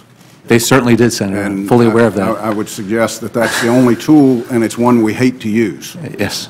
Do you think that there's any situation where it's legal to disclose to the media or the public details of covert action programs? I do not think it is ever appropriate to improperly disclose classified information to anybody who does not have legitimate access to it and has the clearances for it. Let me clarify. I didn't ask for classified information. Right. I specifically said covert action programs. By definition, covert action programs are classified, Senator. I realize that. Right. Right. So I do not believe it is appropriate to improperly disclose any of those details related to covert action programs. Let me point out that in the committee pre-hearing questions, you didn't really answer a question that dealt with specific instances in where you were authorized to disclose classified information to reporters. So could you provide for the committee any times that you were given the authority to release classified information? I never provided classified information to reporters. I engaged in discussions with reporters about classified issues that they might have had access to because of unfortunate leaks of classified information. And I frequently work with reporters, if not editors of newspapers, to keep out of the public domain some of this country's most important secrets. And so I engaged with them on those issues. But after working in the intelligence profession for 30 years and being at CIA for 25 years, I know the importance of keeping those secrets secret. Have any of your conversations with those reporters or media consultants about intelligence matters been recorded, or were there transcriptions of it? I believe there have. I mean, I've been on news network shows, and I have been, engaged in conversations on a telephone and other things that I presume and I know that they have been recorded on occasion. Have you specifically asked for them not to be recorded? Whenever I talk to reporters, I do so at the request of the White House press office, and there are ground rules that are established there, and I'm not the one to establish those ground rules about whether or not they would be recorded or not. You said in your responses to pre-hearing questions that in exceptional circumstances it may be necessary to acknowledge classified information to a member of the media.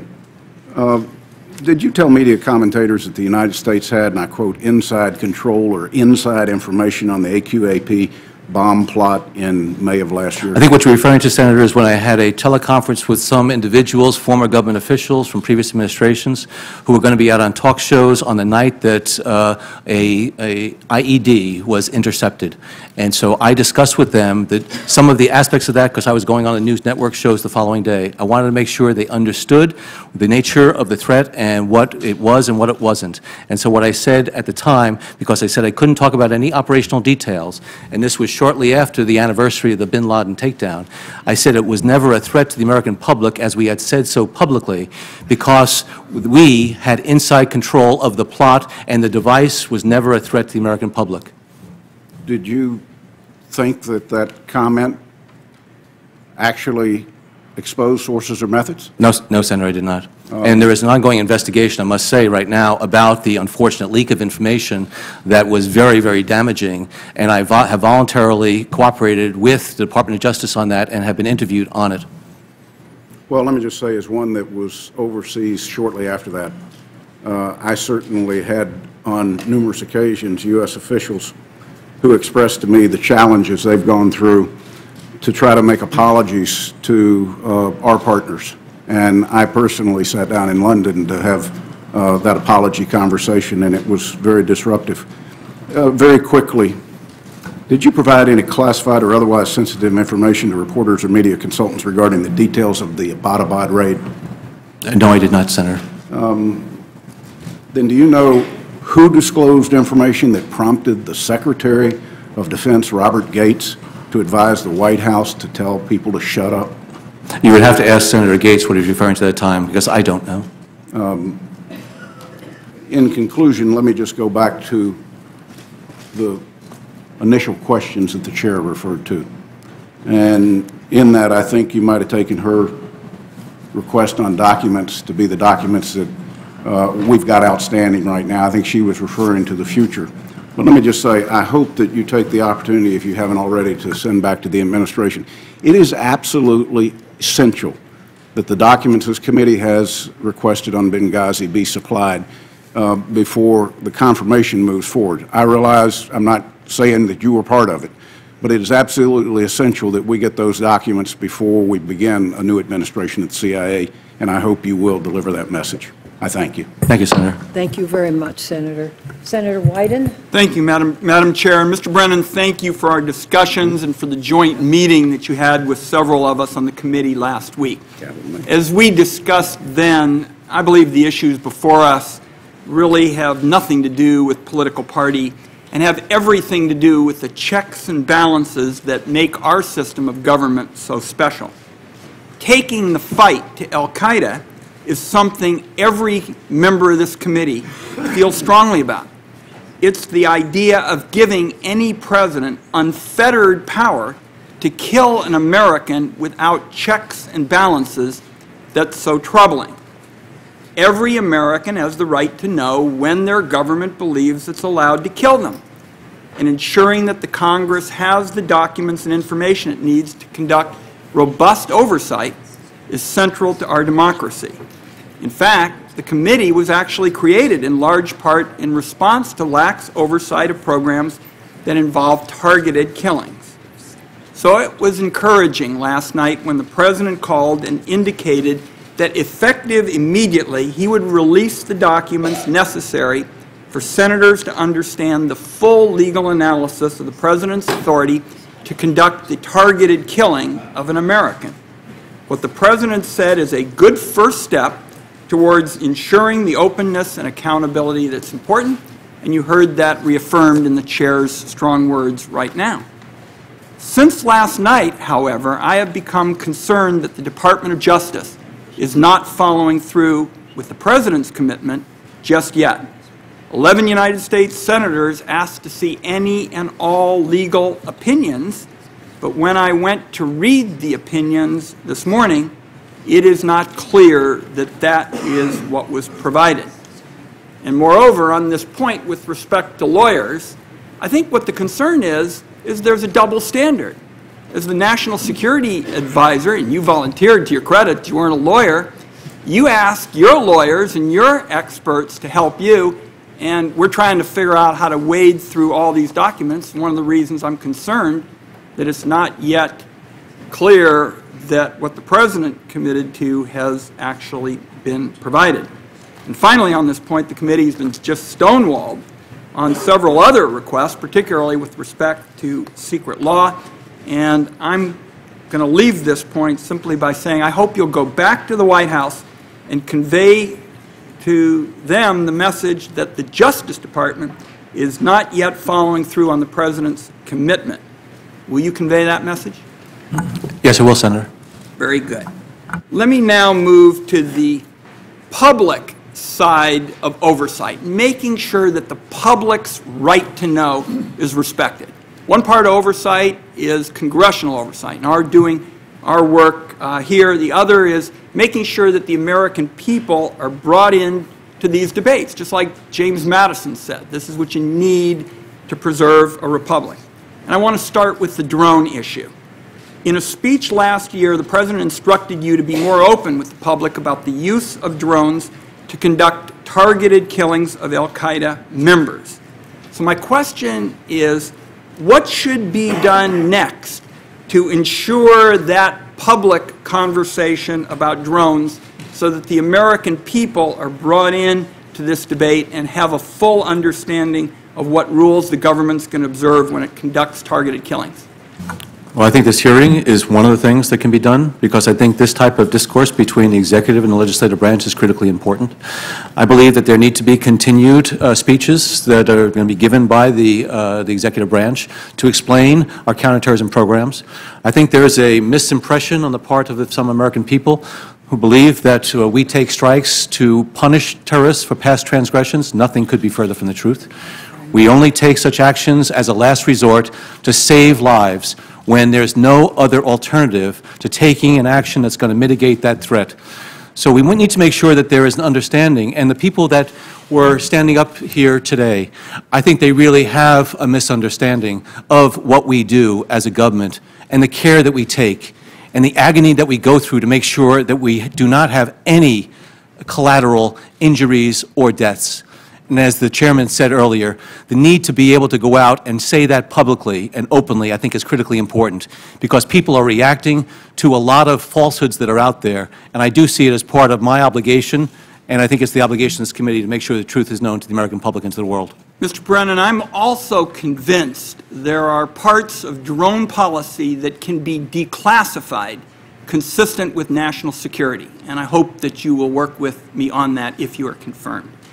Let me ask you several other questions with respect to the President's authority to kill Americans. I've asked you how much evidence the President needs to to decide that a particular American can be lawfully killed, and whether the administration believes that the President can use this authority inside the United States.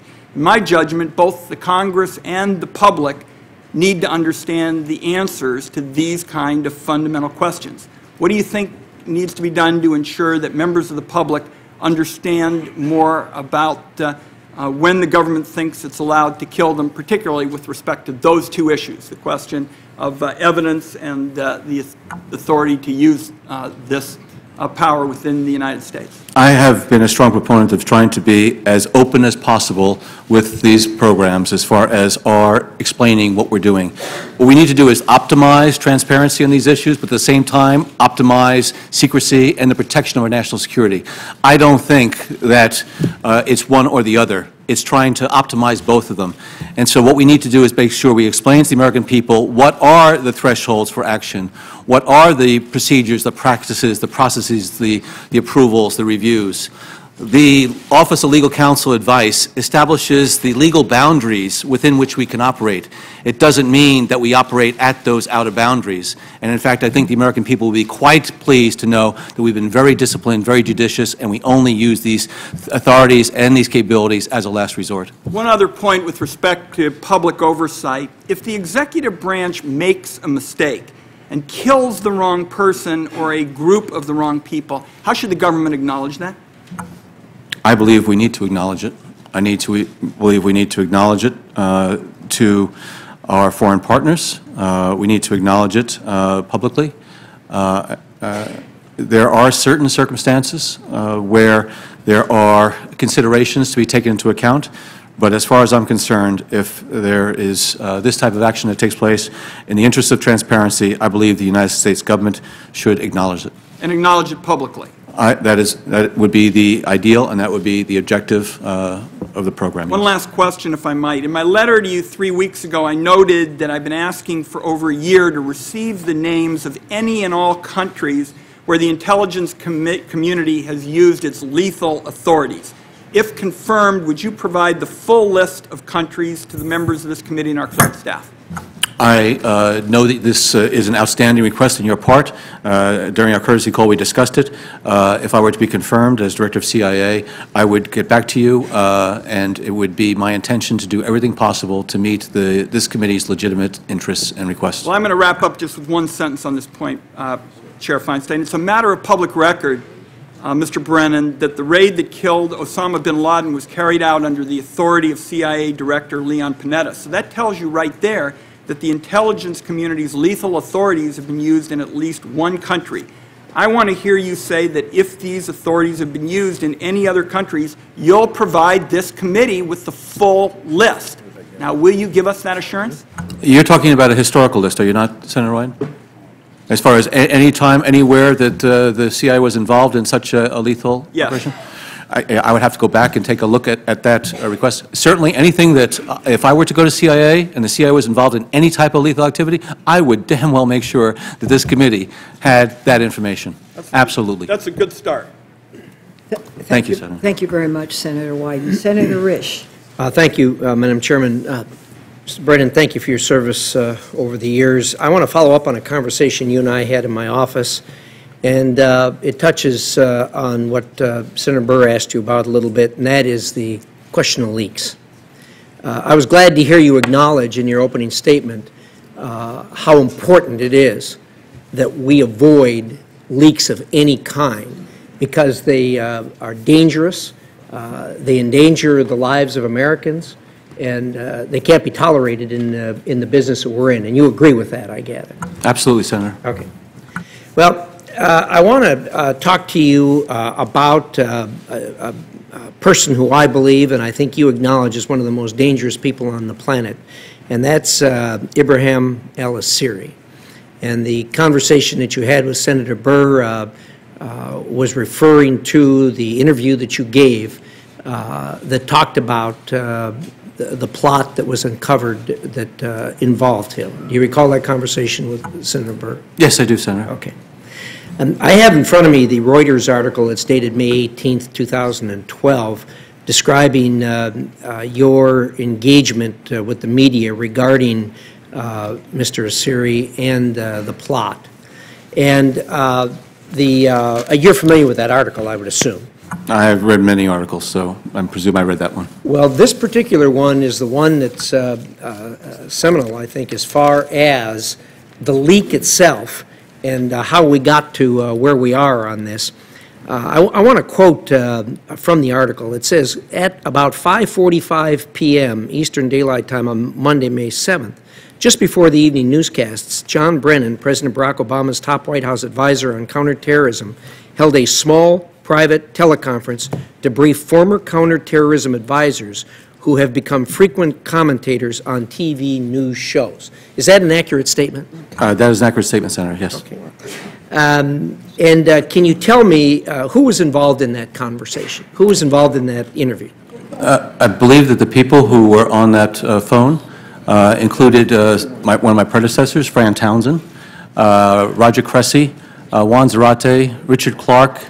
I think these are individuals who've served in the government and are counterterrorism professionals. Any others you can think of?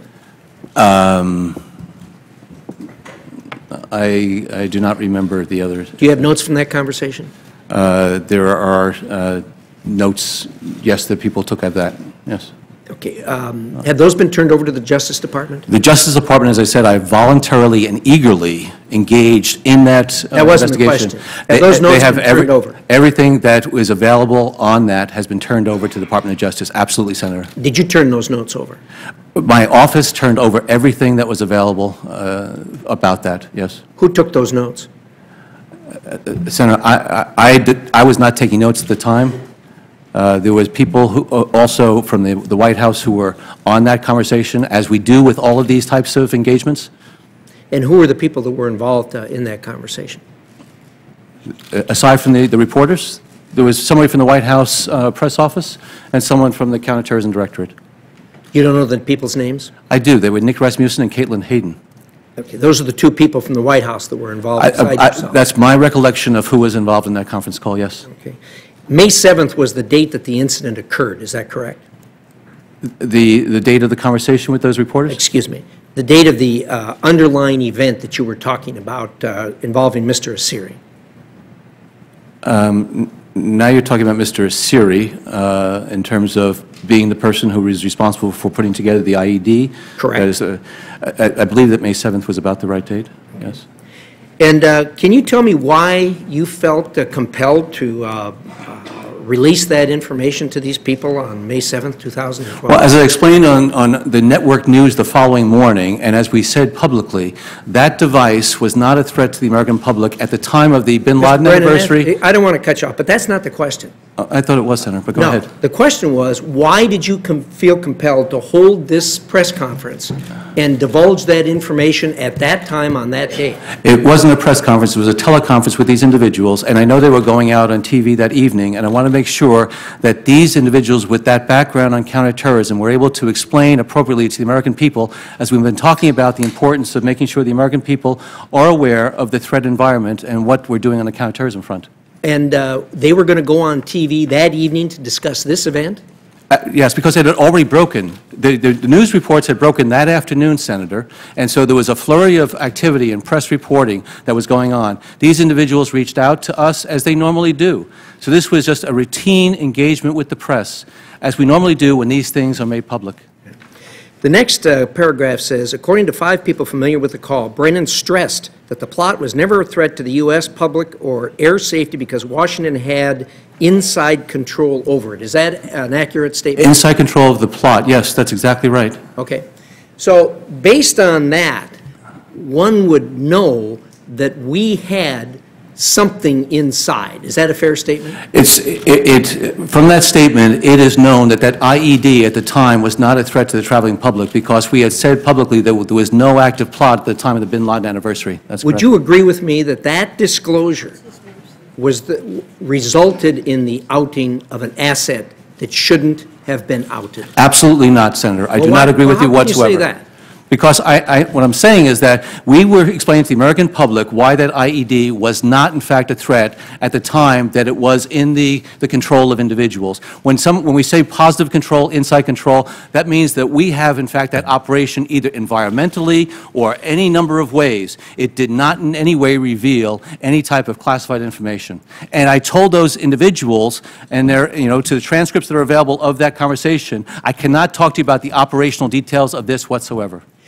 Having used the words that you used of inside control, it isn't much of a leap to determine that somehow you had a handle on it. It's not much of a leap to know that if, in fact, we said this IED was, in fact, obtained and it was not a threat at the time, that there was some type of inside control. It is almost a truism.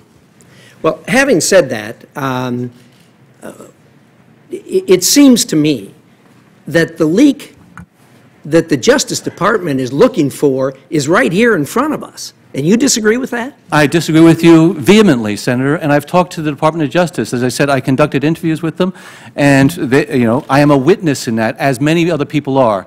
And as you know, there's witness and subject and target. I'm not a subject, I'm not a target, I am a witness. Because I want to make sure whoever leaked this information that got out to the press, and that seriously did disrupt some very sensitive operational equities on the part of some of our international partners, that never should have happened. And you're in agreement with that this was a serious flaw in what should have happened. Is that correct?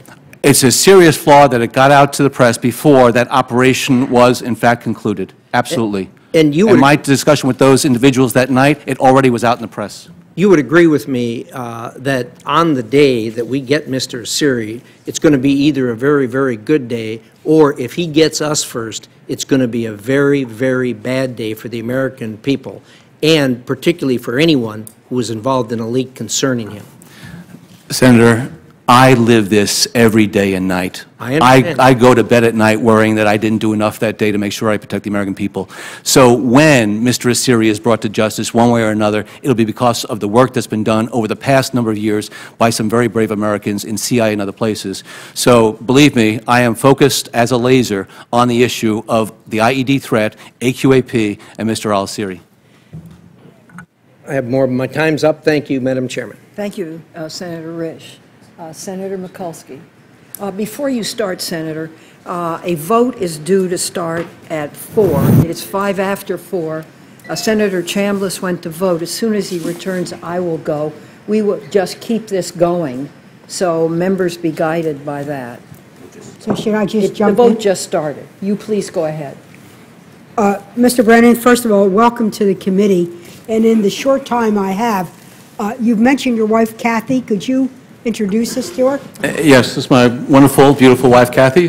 Been my spouse for 34 years and my partner in my work. And my brother, Thomas, also is here from New Jersey. Well, we'd like to welcome you, and we know that not only will you serve, but your entire family has served and will continue to serve. And I'm going to echo the remarks of my colleague, Senator Warner, thanking the people of the Central Intelligence Agency for what they do every day in every way, working often in a way that is not known, not recognized, and quite frankly, not always appreciated.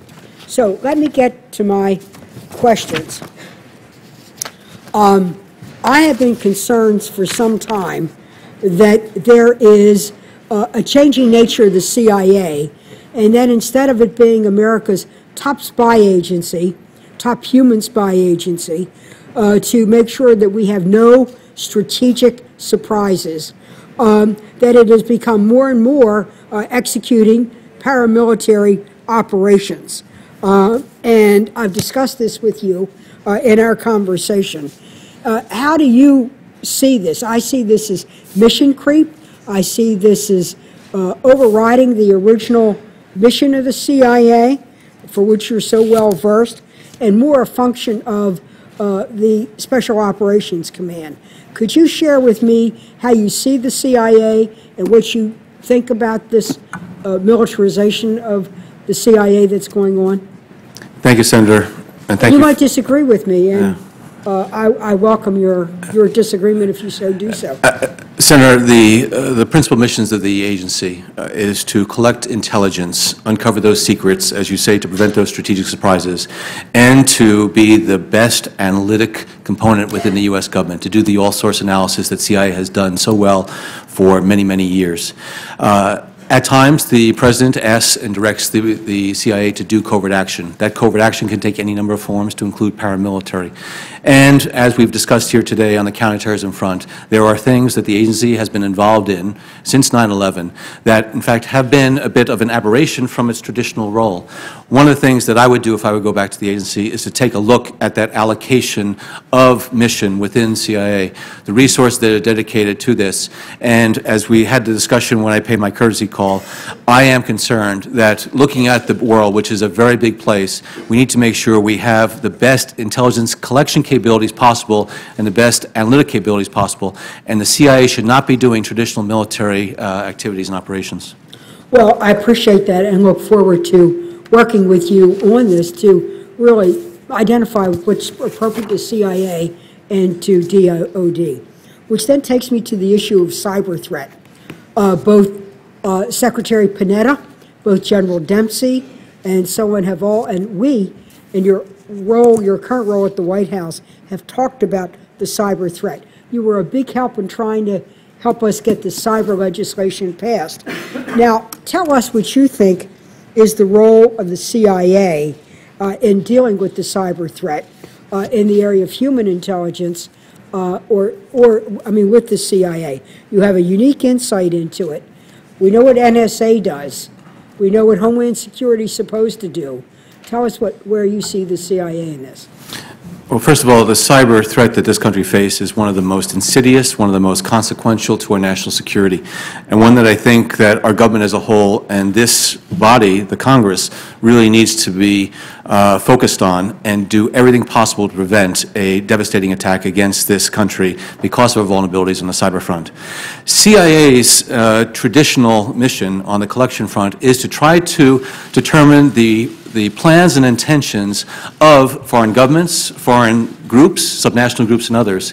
Learning about those plans and intentions and the development of capabilities in the cyber world is something that CIA, I think, is best placed to do, so that we have an understanding of what foreign countries are doing, what organized criminal organizations are doing, what subnational groups are doing, and the nature of the threat to us.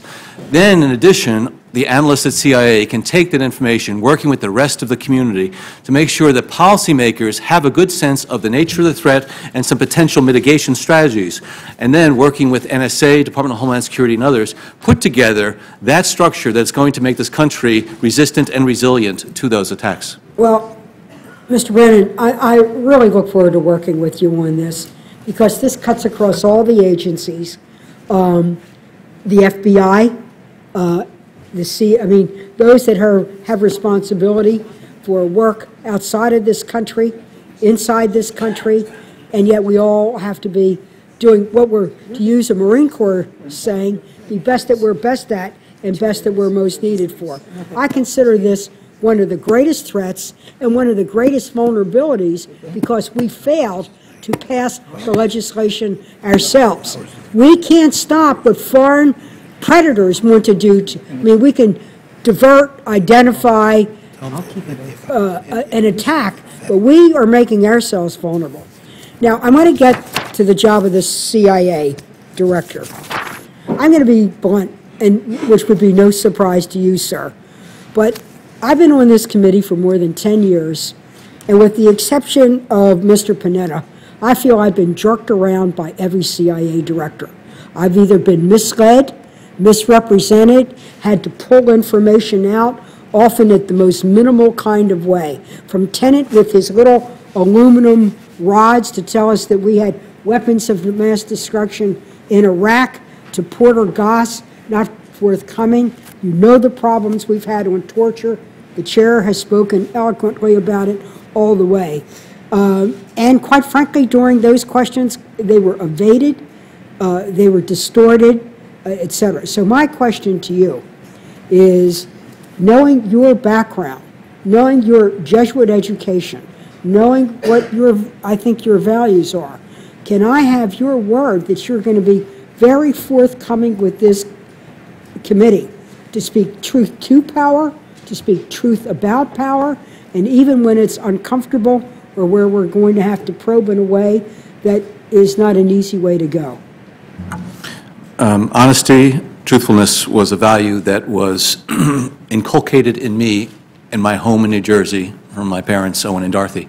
It still is to this day. Honesty is the best policy. None of us are perfect beings. I'm far from perfect. But, Senator, I would commit that I would be honest with this committee and do everything possible to meet your legitimate needs and requirements. And as I think I've told you before, I know that you are a very proud senator of one of the jewels in the intelligence community, NSA, which resides in Maryland. But it would be my objective to make CIA your favorite intelligence agency and push Keith Alexander aside. Well, I think you're pushing your luck now already at the hearing. Thank you very much. Madam Chair, I'm finished. Thank you very much. Senator Levin. Thank you, and thank you for your willingness to serve here, Mr. Brennan. You've said publicly that you believe waterboarding is inconsistent with American values. It's something that should be prohibited, goes beyond the bounds of what a civilized society should employ. My question is this. In your opinion, does waterboarding constitute torture? The Attorney General has referred to waterboarding as torture. Many people have referred to it as torture. Attorney General, premier law enforcement officer and lawyer of this country. And as you well know, and as we've had the discussion, Senator, the term torture has a lot of legal and political implications. It is something that should have been banned long ago. It never should have taken place, in my view. And therefore, it is, if I were to go to CIA, it would never, in fact, be brought back. Do you have a personal opinion as to whether waterboarding is torture? I have a personal opinion that waterboarding is reprehensible and it's something that should not be done. And again, I am not a lawyer, Senator, and I can't address that question. Well, you've read opinions as to whether or not waterboarding is torture, and I'm just saying, do you accept those opinions of the Attorney General? That's my question. Well, Senator, you know, I've read a lot of legal opinions. I read an Office of Legal Counsel opinion in the previous administration that said, in fact, waterboarding could be used. So from the standpoint of that, you know, I cannot point to a single legal document on this issue.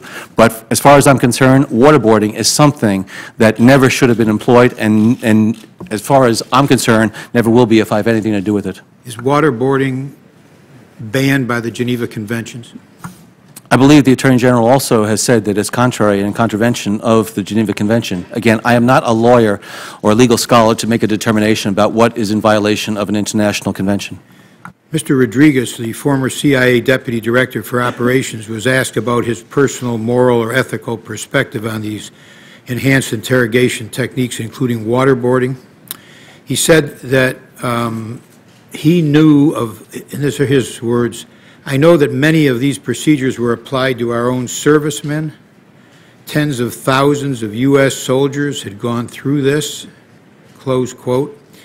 Now, as we investigated at the Senate Armed Services Committee in our 2008 report, these so-called survival, evasion, resistance, and escape, or SEER techniques referred to by Mr. Rodriguez, were used to train members of our military.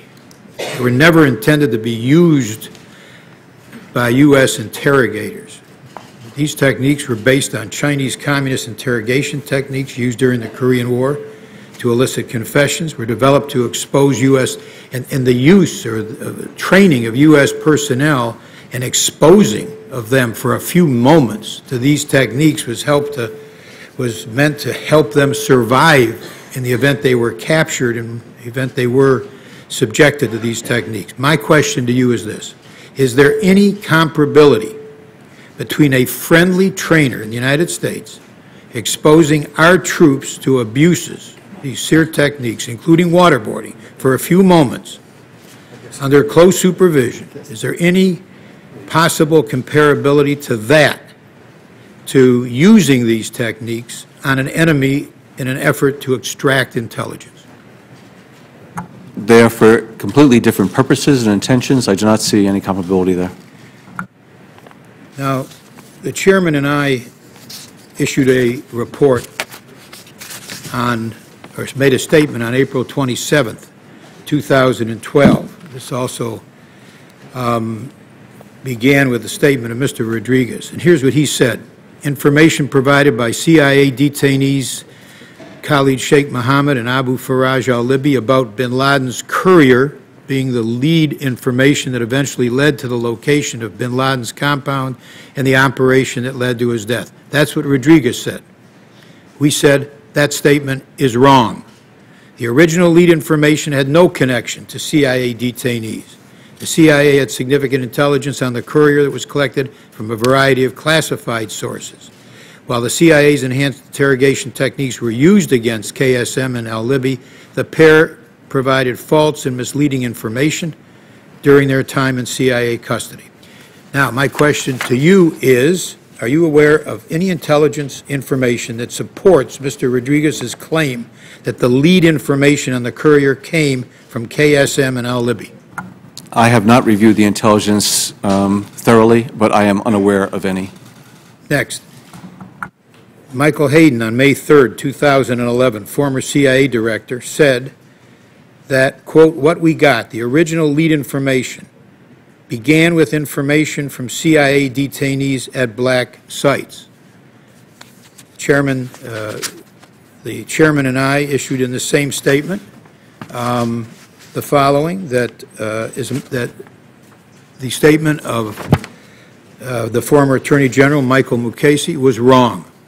Do you have any information to disagree with our statement? I do not.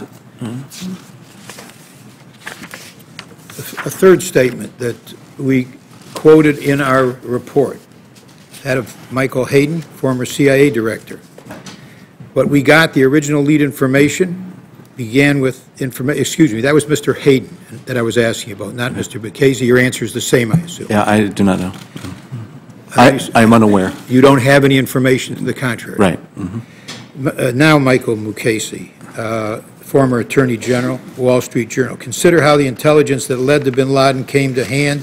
It began with a disclosure from Khalid Sheikh Mohammed, who broke like a dam under pressure of harsh interrogation techniques that included waterboarding. He loosed a torrent of information, including eventually the name of a trusted courier of bin Laden. Our statement, that of the chairman and myself, is that that statement is wrong. Do you have any information to the contrary? Senator, my impression earlier on was that there was information that was provided that was useful and valuable, but as I said, I've read now the first volume of your report, which raises questions about whether any of that information was accurate. But I'm now referring not to the report, but the statement that Chairman Feinstein and I issued on April 27, 2012. We flat out say that those statements are wrong. Right. Do you have any basis to disagree with us? I do not.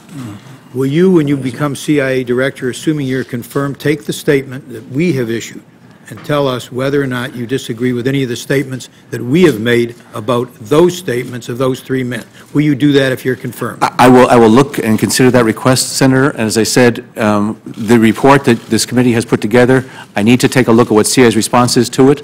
And that report raises serious questions about whether any worthwhile intelligence came from these individuals. Will you include in your review a review of our joint statement and tell us whether, after your review, you disagree with anything that we've said? Will you do that? I will be happy to. All right. Now, there's one final point, and that has to do with a very famous document. My time is not quite yet up.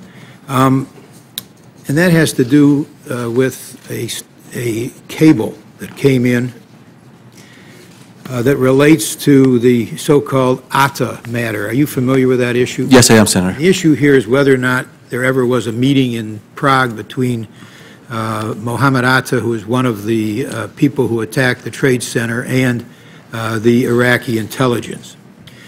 The cable that came in has been classified by the CIA, even though the report of the CIA, and this is what the CIA did to the cable. Now, will you check with the Czechs, who are the source of this cable, and see if they have any objection to the release of this cable relative to the report of that meeting? Yes, Senator, and since our courtesy call, I have looked into this issue, and I know that you and Director Petraeus were involved in discussion on this, and I would be happy to follow up on it. But there does seem to be some concerns about release of that the cable. Right. Yes. Well, the report of the CIA, by the way, the unclassified report of the Intelligence Committee, which was not classified, was not redacted by the CIO, made at least 4 references to the Czech intelligence service, providing the CIA with reporting based on a single source about this alleged meeting which never took place. We knew it never took place. And yet, repeatedly, particularly the Vice President, made reference to there was a report of a meeting between these two. Now, it's very significant for the historical record here. We went to war based on allegations that there was a relationship between Iraq and the attackers, the 9/11 attackers. It's very important that this cable be declassified. The only reason to keep it redacted and classified, frankly, is to protect an administration, not to protect sources and methods. Because the sources and methods, if you will check with the Czechs, I'm sure will tell you they have no objection to the release of that cable. My question to you is, will you check with the Czechs, if you're confirmed, and determine whether they have any objection to the release of the cable, which makes reference to them? Absolutely, Senator, I will. Thank you. My time is up. Senator Coates. Thank you, Mr. Chairman. Mr. Brennan, we acknowledge your experience, and I think that experience is important to have for the position that, if confirmed, you will occupy. I acknowledge your service to the country and your experience in this field. I think the President used that as one of the criteria, of course. You and I, when we talked earlier in a private talk, talked about the relationship that you want to have with this committee, not just with the chairman and the vice chairman, but with all the committee members. And I appreciate your answers on that, and you addressed it again today in terms of potential trust deficit, or you said that that's wholly unacceptable. You would give straight answers and be blunt and candid. And you've been that today. It's not a prerequisite to be Mr. Congeniality to occupy the position of Director of National Director of CIA. So I don't hold that as, in fact, it would be probably a red flag for me if somebody did have that award and wanted your position. The kind of issues that you have to deal with require straight talk, straight answers, and getting to the chase real quick. You said it's the New Jersey way. I'll accept that. It's bipartisan. Governor Christie exhibits the same kind of responses and has a pretty high approval rating. So we will go forward with taking you at your word, that we'll have the kind of relationship that we can have a blunt, straightforward, fully disclosed, working relationship. I think it's critical to our ability to provide oversight, our ability to have the right kind of relationship with the agency so we know where each other is and can move forward together in terms of what needs to be done to provide intelligence necessary to protect the American people. So I wanted to say that. I'd like to follow up a little bit more on the leaks question, because I have a few more questions. I was going to delve into that in more detail, but it's already been discussed with Senator Risch and others. But let me just ask a couple of other questions to clear some things up in my mind. My understanding is that the Associated Press had information relative to the intercept of a planned operation that perhaps had something to do with airlines and explosive devices. That apparently they had that for a few days and then either were about or had gone ahead and released it. I'm assuming your answer, your then calling the conference call was in response to what they had just released. Is that correct?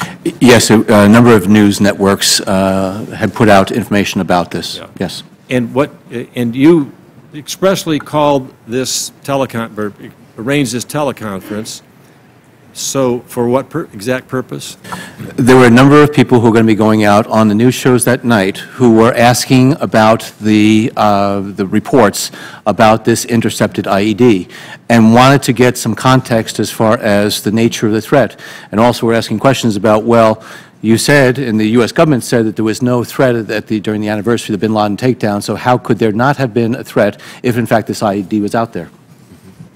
The question I have is this, because based on what you said and what we have learned, you then, in that teleconference, talked about the fact that in answering the question, how do we know this, I think the quote that came across from Richard Clark was, quote, never came close because they had insider information, insider control. And you had referenced that you had said that to the group.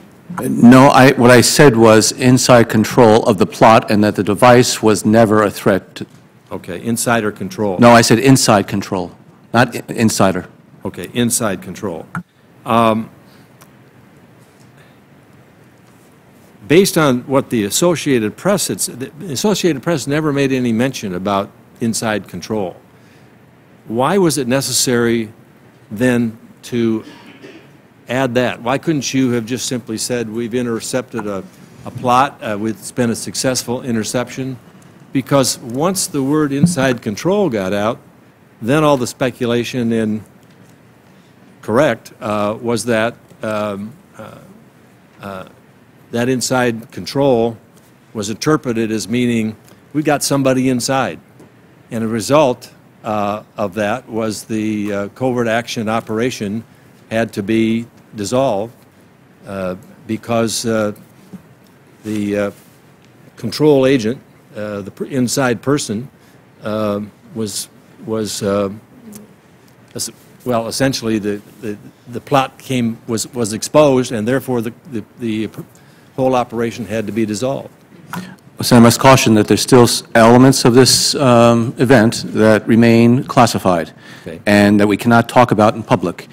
There was a lot of information that came out immediately after the AP broke that story. Unfortunately, there was a hemorrhaging of information and leaks. Again, what I said was that there was inside control because what I needed to do, and what I said to the American public in the open networks the following morning, is that during the anniversary period of the bin Laden takedown, when we said to the American public there was no active plot, no threat to the American public that we were aware of, a specific and credible, well, why was not this IED that we had intercepted, why wasn't that a threat? Well, it's because we had inside control of the plot, which means any number of things in terms of environmentally, working with partners, whatever else. It did not reveal any classified information. And as I said, we have to be careful here because there are still operational elements of this that remain classified.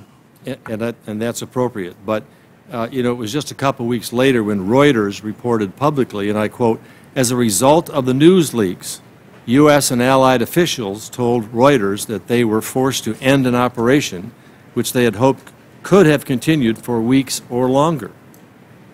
There were a lot of things that were reported by the press, accurate, inaccurate, a whole bunch of stuff, Senator, so I would not put stock in the types of things that you might be reading there.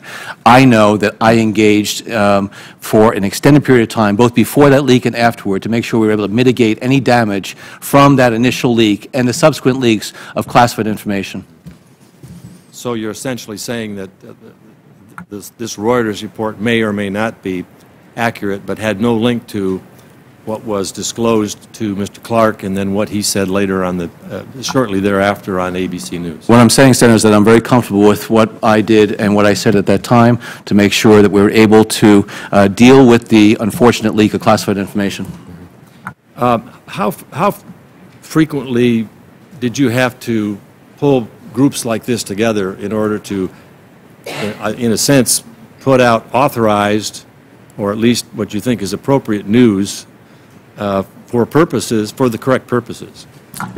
Senator, frequently if there's some type of event, if there's a disrupted terrorist attack, whether it's some underwear bomber or a disrupted IED or a printer bomb or whatever else, we will engage with the American public, we'll engage with the press, we'll engage with individuals who are experienced professional counterterrorism experts who will go out and talk to the American public. We want to make sure that there's not misrepresentations, in fact, of the facts, but at the same time do it in a way that we're able to maintain control over classified material. Now, it does occur, I assume, or it is possible to put out an authorized leak. Is that correct? No, those are oxymorons, authorized leak. It is something that would have to be declassified, disclosed, and done in a proper manner. And this in no way fell into that category? Absolutely not. I was asked to engage with these individuals by the White House press office. I talked with them about the interception. No, it was not. There is a provision in the last year's intelligence authorization bill that requires a report to this committee of any authorized leaks. You are aware of that? I am aware of the provision, yes, that's been put forward. There's no report has come forward, so I assume there haven't been any authorized leaks in the past year. I think that, what we want to do is to make sure if there's going to be any disclosures of classified information, that this committee is going to be informed about that. So we will adhere to the provision that was in that Intel authorization bill. Thank you. Mr. Chairman, my time has expired. Senator Udall. Thank you, Mr. Vice Chairman. Good afternoon, Mr. Brennan.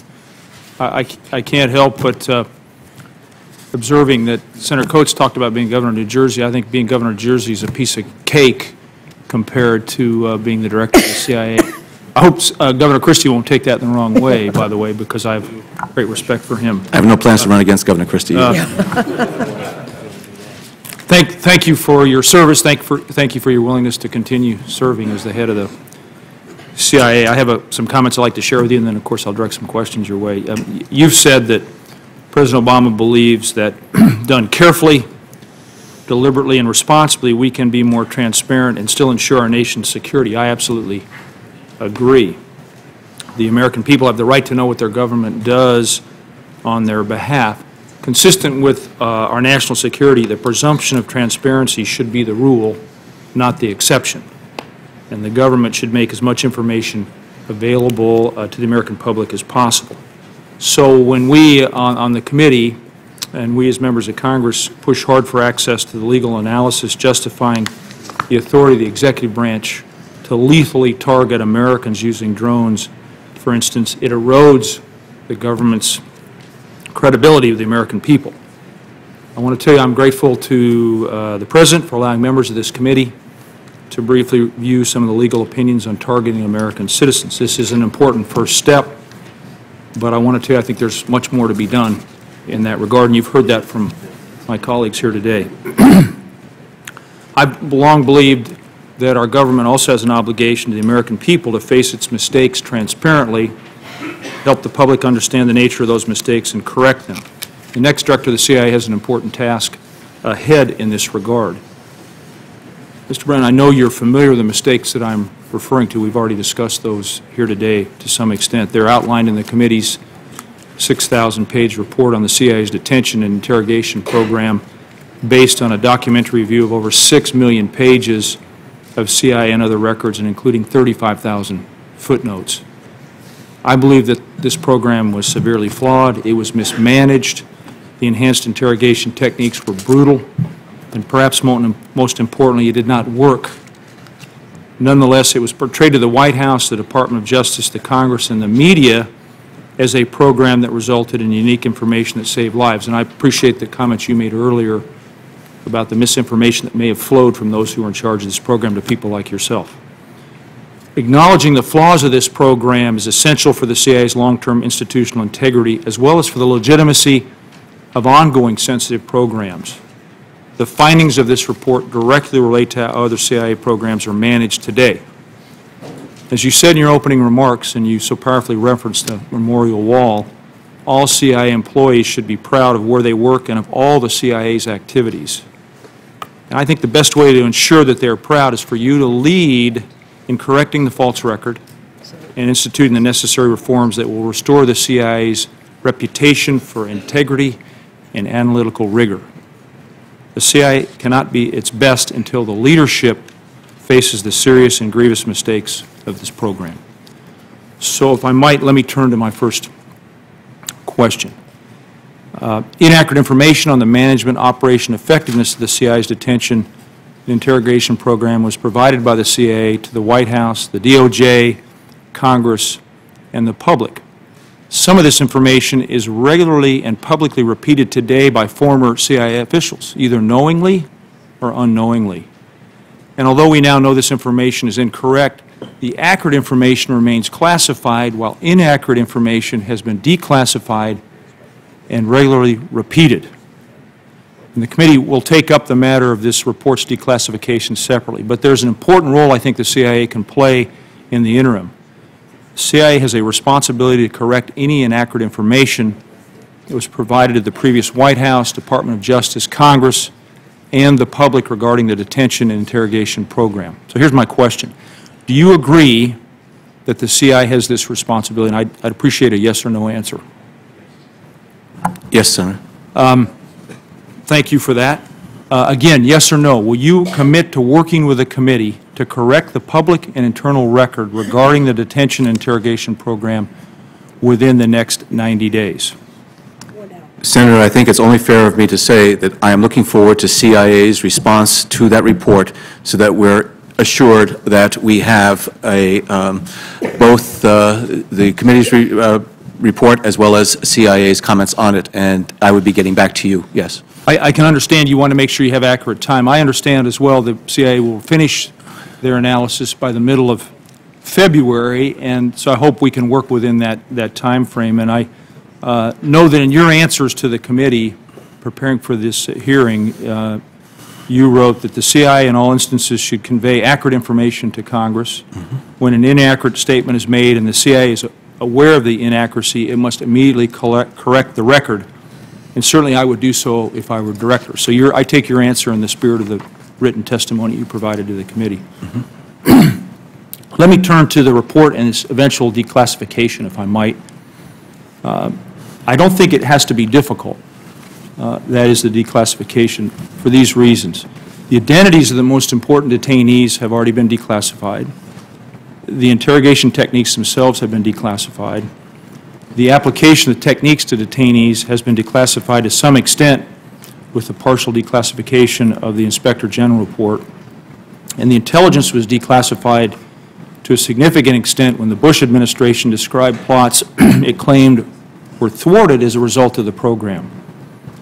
So long as the report does not identify any undercover officers or perhaps the names of certain countries, can you think of any reason why the report could not be declassified with the appropriate number of redactions? Can you answer yes or no to that question? I would have to take that declassification request under serious consideration, obviously. That's a very weighty decision in terms of declassifying that report, and I would give it due consideration, but there are a lot of considerations that go into such decisions.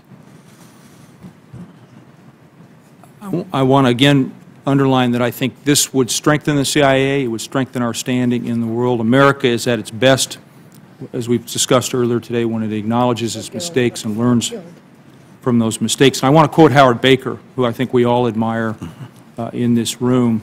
He spoke about the Church Committee, which you know was an important effort on the part of this Congress, and there was much broader criticism of the CIA in that Church Committee process, and the CIA came out of that stronger and more poised to do what it's supposed to do. So I want to quote Howard Baker.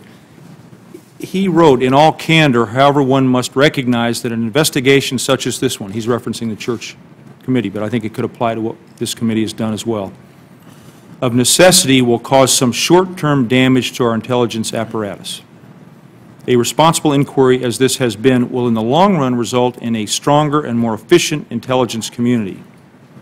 Such short-term inquiry will be outweighed by the long-term benefits gained from the restructuring of the intelligence community with more efficient utilization of our intelligence resources." So again, Mr. Brennan, I look forward to working with you to complete these tasks that we've outlined here today. In the long run, I have faith in the CIA, like you have faith in the CIA, that it will come out of this study stronger and poised to meet the 21st century intelligence challenges that are in front of us. Thank you again for your willingness to serve. Thank you, Senator. Thank you, Senator Udall. Senator Rubio. Thank you. Thank you, Mr. Brennan, for being here with us today, and congratulations on your nomination. I wanted to ask, in the 2007 CBS interview, you said that information obtained in interrogations have saved lives. In September of 2011, you said at a speech at Harvard that whenever possible, the preference of the administration is to take custody of individuals so that we can obtain information which is, quote, vital to the safety and security of the American people. So obviously you believe that interrogations of terrorists can give us information that, that could prevent attacks in the future. Absolutely, agree. But you don't believe the CIA should be in the business of detention, correct? I agree. So who should be? Well, there are a number of options. The U.S. military, which maintains an active interrogation program and detention program, the FBI, as part of its efforts on counterterrorism, and our international partners and working with them. And that's where, in fact, most of the interrogations are taking place of terrorists who have been taken off of the battlefields in many different countries. So there are active interrogations occurring? Absolutely. Okay. Every day. About the foreign partners that you talk about, have you talked to folks in the CIA about their impressions of the quality of information we're getting from our foreign partners? Yes, on a regular basis. And they've indicated, would it surprise you to know that some of them have indicated to us repeatedly over the last couple years that I've been here, that the information we get directly is much better than anything we get from our foreign partners on some of these issues? Right, and that's why we work with our foreign partners so that we can have direct access to these individuals who have been detained. Well, I'll tell you why I'm concerned. Ali Ani Harzi, I think is how I pronounce his name. He's a suspect in the Benghazi attack, and the Tunisians detained him, correct? Yes, he was taken into custody by the Tunisians. Did we not ask for access to him to be able to interrogate him and find out information? Yes, and the Tunisians did not have a basis in their law to hold him. So they released him? They did. And where is he? We don't know. He's still in Tunisia. That doesn't sound like a good system of working with our foreign partners. No, it shows that the Tunisians are working with their rule of law as well, just the way we do. Well, we have someone who was a suspect in the potential attack on Benghazi. They didn't give us access to him, and we don't have any information from him.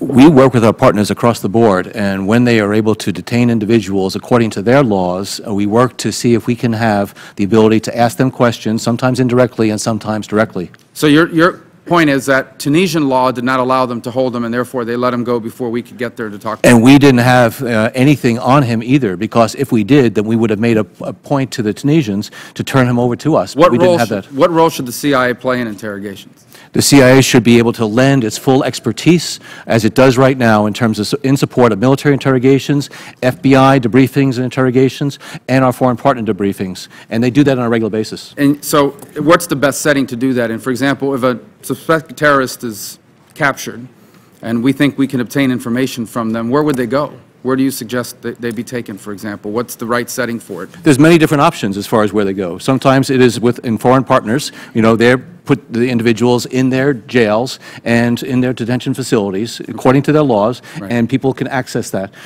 We take people, as we've done in the past, and put them on naval vessels and interrogate them for an extended period of time.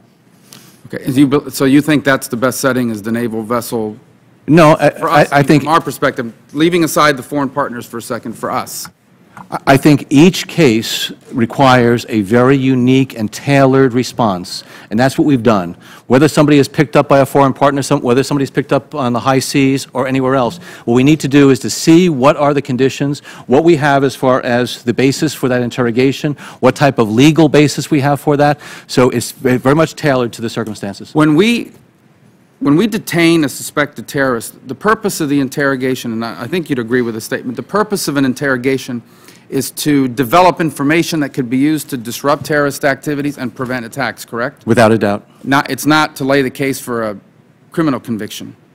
Well, I think, you know, you want to take the person off the battlefield. You also want to get as much intelligence as possible. You don't just want to get the information from somebody and then send them off. You need to be able to do something with them. And we've put people away for 99 years, for life, so that, in fact, they're not able to hurt Americans ever again. Right. So what you want to do is get that intelligence, but also at the same time put them away so justice can be done. I understand, but the number one priority initially is not necessarily to protect the record for a criminal prosecution. It's to obtain timely Absolutely right. information so we could act correctly. Absolutely right. Priority number 2 is to take them off the battlefield to ensure they can't attack us in the future. Right, it's not an either or, but I agree with your Why prioritization. shouldn't we have places where we interrogate people? For example, Guantanamo. Why shouldn't we have a place to take people that we obtain? Because is it not an incentive to kill them rather than to capture them if we don't have? No, it's never an incentive to kill them. And any time that we have encountered somebody, we have come up with, in fact, the route for them to take in order to be interrogated, debriefed, as well as prosecuted. So but why is it a bad idea to have a place that we can take them to? It's not a bad idea. We need to have those places. And again, sometimes they're overseas, sometimes it might be a naval vessel. A lot of times it's back here in the States, where we bring someone back because we, in fact, have a complaint on them or an indictment on them, and then we bring them into a Article 3 process, and so we can elicit information from them and put them away behind bars. Is the Article 3 process, in your mind, an ideal way to develop this kind of information? Aren't there limitations in the Article 3 process? I'm very proud of our system of laws here and the Article 3 process, and our track record is exceptionally strong over the past dozen years, a couple of dozen years, that so many terrorists have been, in fact, successfully prosecuted and will not. No, I understand, but in terms of, our first priority is to develop information. Absolutely, the FBI does a great job. But an Article 3 setting is not the most conducive to that, right? I would disagree with that. Well, they're immediately advised about not cooperating and turning over information that would incriminate them. No. Again, it's tailored to the circumstances. Sometimes an individual will be Mirandized. Sometimes they will not be Mirandized right away. Mirandizing an individual means only that the information that they give before then cannot be used in Article 3 court.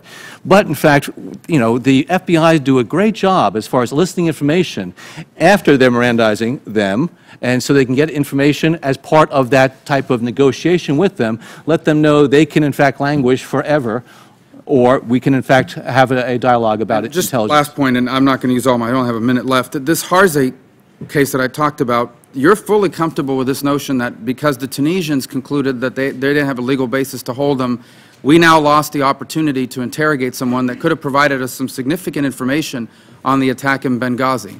Senator, this country, America, really needs to make sure that we are setting a standard, an example for the world, as far as the basis that we're going to, in fact, interrogate somebody, debrief somebody. We want to make sure we're doing it in conjunction with our international partners. We also want to make sure that we have the basis to do it so that we don't have to face in years in the future challenges about how we, in fact, obtained the What is that law? You keep talking about the basis of our law. What law exactly are you talking about in terms of the basis of detaining someone?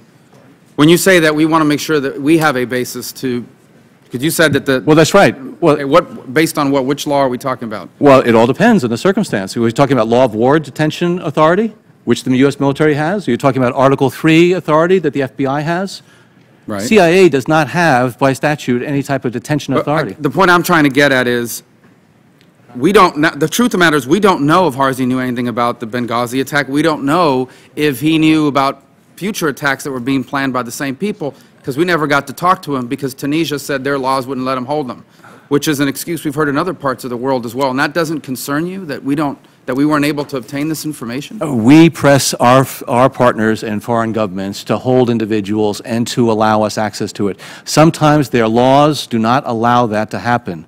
I think the United States government has to respect these governments' right to, in fact, enforce their laws appropriately. What we don't want to do is to have these individuals being held in some type of custody that's extrajudicial. Okay, thank you. Thank you, Senator Rubio. Senator Warner? Thank you, Madam Chairman. Thank you, Mr. Brennan, again for your testimony today.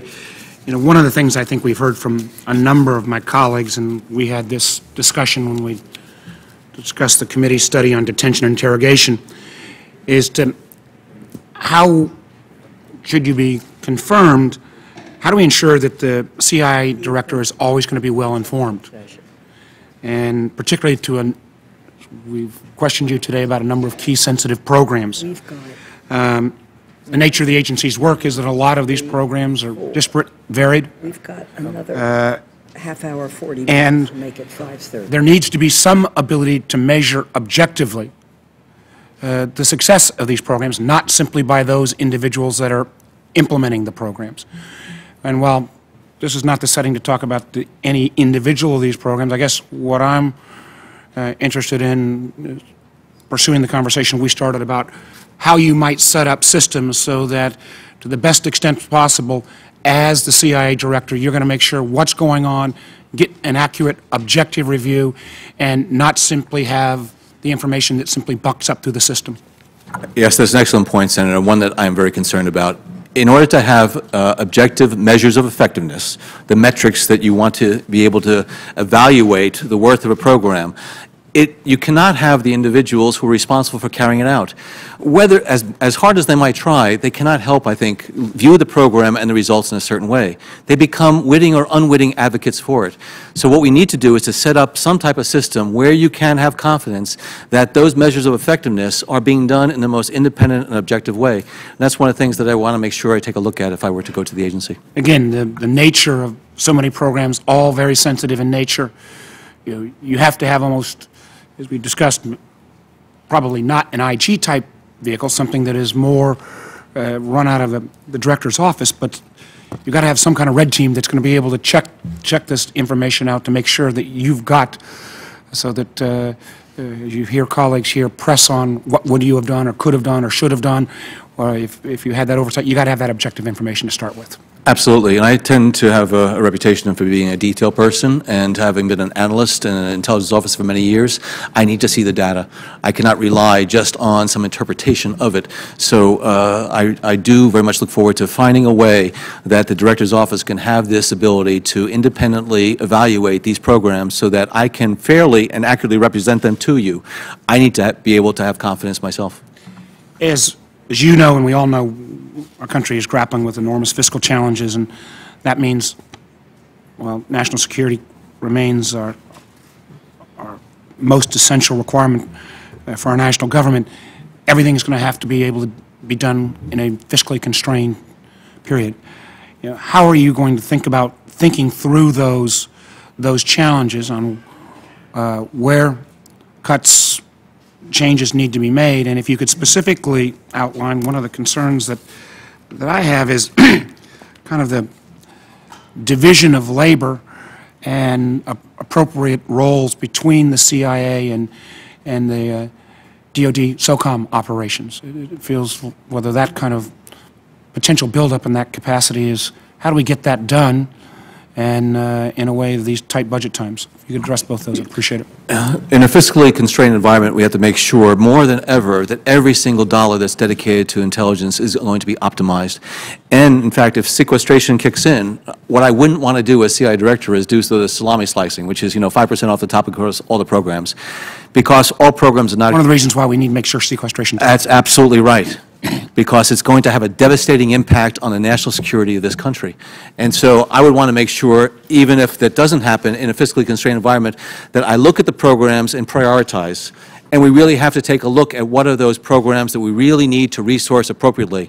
As we're going to have, and we've had some benefits from pulling folks out of Iraq, and with the continued drawdown of forces in Afghanistan, there's going to be some resource and assets that we're going to have to reallocate there. So I'll look very carefully at that. So what I want to do is to make sure that if I go to CIA, I have an understanding about exactly how these monies are being spent.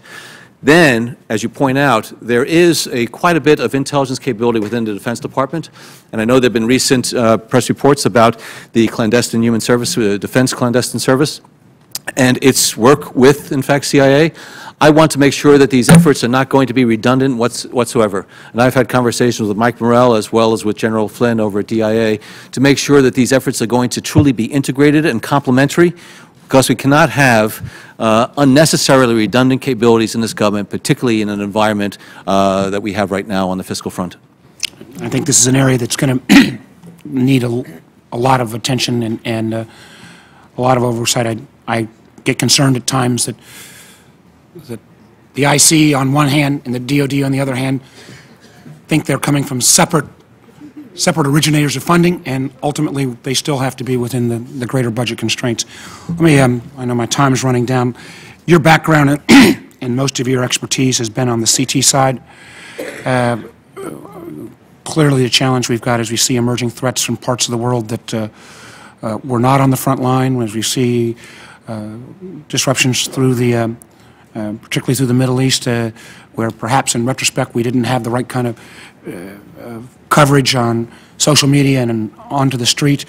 You know, how do we make sure that we're going to get within the kind of fiscal constraints, that we don't go complete CT, that we make sure we've got the coverage we need, the capabilities we need, and the worldwide coverage we need with your approach, particularly with your background, if you can address that? Well, clearly, counterterrorism is going to be a priority area for the intelligence community and for CIA for many years to come, just like weapons proliferation is as well. Those are enduring challenges. And since 9/11, the CIA has dedicated a lot of effort, and very successfully. They've done a tremendous job to mitigate that terrorist threat. At the same time, though, they do have this responsibility on global coverage. And so what I need to take a look at is whether or not there has been too much of an emphasis on the CT front. As good as it is, we have to make sure that we're not going to be surprised on the strategic front in some of these other areas, to make sure we're dedicating the collection capabilities, the operations officers, the all-source analysts, social media, as you said, the so-called Arab Spring that swept through the Middle East. It didn't lend itself to traditional types of intelligence collection. There were things that were happening in a populist way, that having somebody well positioned somewhere who can provide us information is not going to give us that insight. Social media, other types of things. So I want to see if we can expand beyond the soda straw collection capabilities that have served us very well, and see what else we need to do in order to take into account the changing nature of the global environment right now, the changing nature of the communication systems that exist worldwide. Well, again, thank you for that. I just would, again, back to my first point, and my time's about out. I do think, should you be confirmed, that trying to make sure you've got that objective oversight, the ability to make sure that you have the best knowledge and best metrics possible, so that when future challenges arrive, you can come to this committee and others and make sure that the President and this committee is informed with the best information possible. Thank you, Madam Chair. Thank you very much, Senator. Mr. Brennan, so you can be advised, we are not going to do the classified hearing following this. We will do it Tuesday at 2:30. We will, however, do another round just with 5 minutes per senator, so people can wrap up whatever it is they want to ask. I hope that's okay with you. Absolutely, Chairman. Thank you. Thank you. Senator Collins. Thank you. Mr. Brennan, I want to follow up on an issue that several of my colleagues have raised on the issue of capturing a terrorist versus targeted killing of a terrorist. In a recent speech that you gave at the Wilson Center, you said, quote, "Our unqualified preference is to only undertake lethal force when we believe that capturing the individual is not feasible." Yet a study by the New American Foundation, as well as numerous press reports, indicate that in the first 2 years of President Obama's administration, there were 4 times the number of targeted killings than in 8 years of President Bush's administration.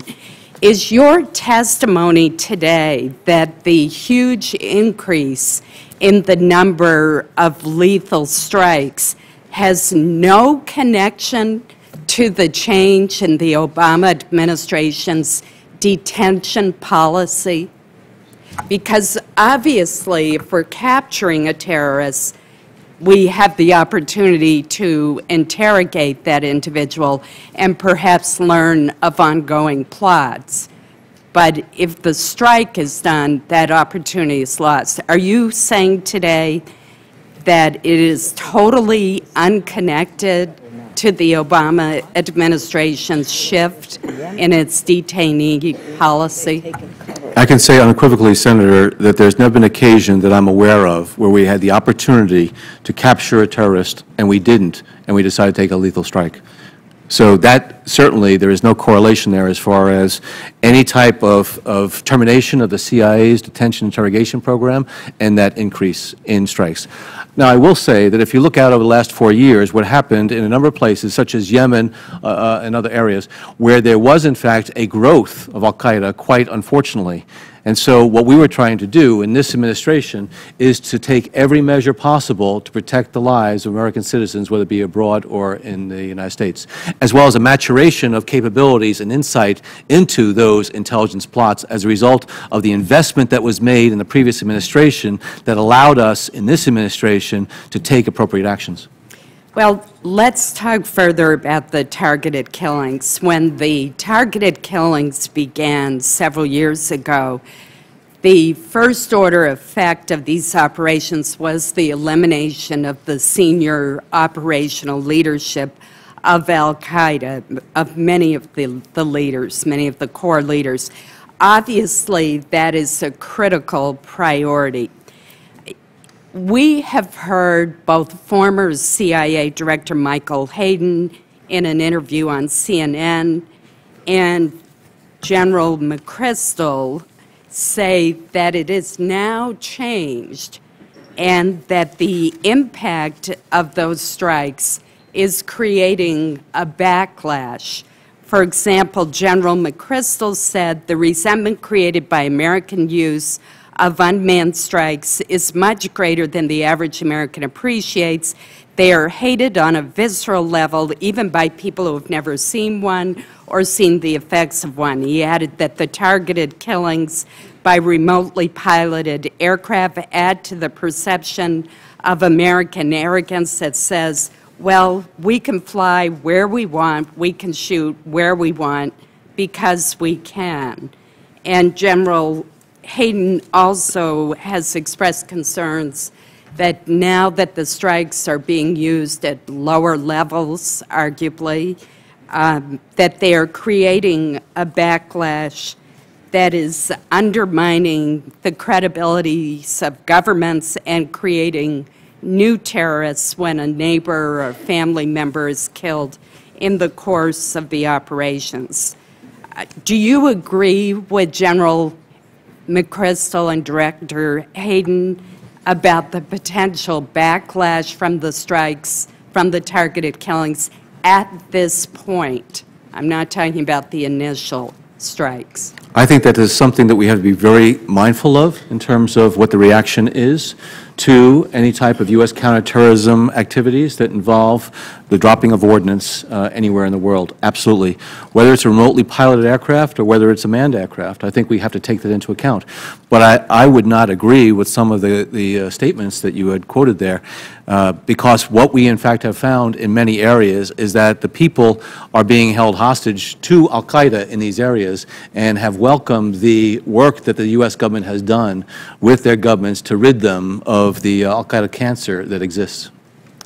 Finally, today, this committee received the OLC memos describing the legal justification that many of us, particularly those who have been on the committee far longer than I, have been seeking for some time, and I too spent a large part of this morning reading them. Yet the Obama administration, within months of taking office, released several OLC memos describing the legal justification for the treatment of terrorist detainees that were held in U.S. custody. Do you think it was appropriate that a different standard was applied to the release of the memos from the Bush administration than those produced by the Obama administration? Well, respectfully, Senator, I don't think there was a different standard. Not being a lawyer, I've become... One was released within 4 months of the Obama administration taking office. The other had been requested for a very long, much longer time. Right. Released only today. I'm not a lawyer. I've come to learn the term, understand the term sui generis, which means that, you know, there's obviously unique circumstances surrounding it. The OLC memos that released shortly after the President came into office, they were released because the program was terminated. It was no longer in existence. OLC, Office of Legal Counsel opinions that deal with ongoing activities, ongoing programs, it's a different animal, and therefore I think those decisions were looked at in a much sort of different way because of those sui generis circumstances. Well, I would say to you that both are absolutely essential to the ability of Congress to carry out its oversight responsibilities. Finally, the Intelligence Reform Act and Terrorism Prevention Act of 2004, with which you're very familiar and of which I was a co-author, requires the Director of National Intelligence to recommend who the CIA Director should be to the President of the United States. I'm aware of General Clapper's, the DNI's letter endorsing your nomination, but that's different from his actually recommending to the President that you be chosen. To your knowledge, did General Clapper recommend to the President that you be nominated for this position? I know for certain that he made a recommendation to the President, but I would defer to General Clapper to tell you what that recommendation is. Thank you. Smart. Senator Heinrich. Thank you, Madam Chair. Mr. Brennan, let me join my colleagues in thanking you for your service to your country and welcoming you to the committee. And should you be confirmed, I'd like to start by just inviting you to visit New Mexico at some point, and in particular Sandia and Los Alamos National Labs, because while they you often don't hear about the contributions that they make to our intelligence community, I can assure you that that support is vital to keeping our nation safe. I've got a few questions, and please forgive me if some of these return to some of the things you've heard from other senators. I want to start with your November 2007 interview with CBS News, where you said, and I quote, there have been a lot of information that has come out of these interrogation procedures that the agency has, in fact, used against the real hardcore terrorists. It has saved lives, unquote. Other intelligence officials went a lot further than that in defending the use of so-called enhanced interrogation techniques at the time, and some still do. If your review of the committee study convinces you that these techniques did not, in fact, save lives, I'd like to ask, will you be as public in condemning the program as you were in its defense? And in other words, will you set the record straight? I will do whatever possible to make sure that the record is straight and that I speak fully and honestly on it. I want to return to a question that Mr. Udall asked you. Would you object to, and if so, why, to a public release of a truly declassified version of the committee's report? Senator, I would give such a request for declassification every due consideration. There is a lot of information, material in those volumes with a lot of potential consequences as far as its public release. And at the same time that we have a commitment to transparency, we also, though, have a tremendous commitment to making sure that we keep this country safe by protecting its secrets. There are a lot of equities as far as liaison partners, other types of things, operational activities, maybe source and methods. So it has to be looked at very, very carefully.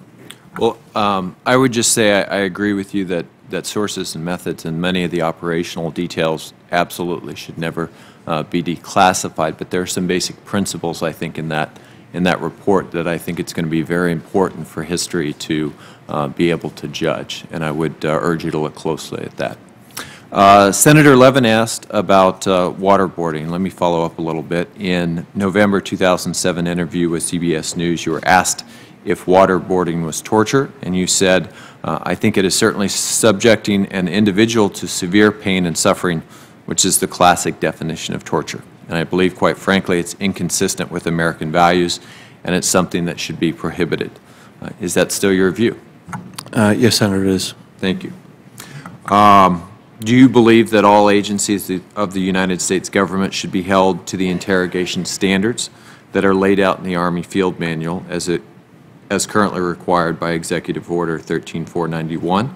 And do you support efforts to codify those requirements into law? The Army Field Manual certainly should govern the U.S. military's detention and interrogation of individuals. The FBI has its own processes and procedures and laws that govern its activities. So what I wanted to do is to make sure that, appropriate sort of attention is paid to FBI as opposed to the military. I understand. Back in 2006, you were part of an online discussion with the Washington Post, and you suggested at that time that the director of the CIA should have a set 5-year term, like the FBI director, to guarantee, quote, the absolute need for independence, integrity, and objectivity in the senior ranks of our intelligence community. Given that you will instead serve at the pleasure of the President, how do you maintain your independence? Having grown up in the intelligence business for 25 years, I truly understand the importance and value of maintaining independence, objectivity, and integrity of the intelligence process. I know when I've sat in the White House Situation Room and when I've looked to the intelligence briefer, that if they were to advocate in any way a policy preference, it really calls into question the independence, objectivity, and basis of that intelligence. I want them to give me the facts as it is, irrespective of what their policy leanings or preferences might be, because policymakers need to do that. So in order for me to maintain my integrity as an intelligence professional, as I would go to the President or the Secretaries of State of Defense or into the National Security Council meetings, I would need to make sure I can say it straight, give it straight, and let the policymakers determine exactly the best course of action. Thank you. One last question. I believe it was during that same online discussion with Washington Post. You said, quote, I think that there is an effort underway to get the CIA to adapt to the new realities of the intelligence community. The CIA has resisted many of these changes, which has been a problem. It's time to move forward. What exactly did you mean, and has the CIA made progress in that direction?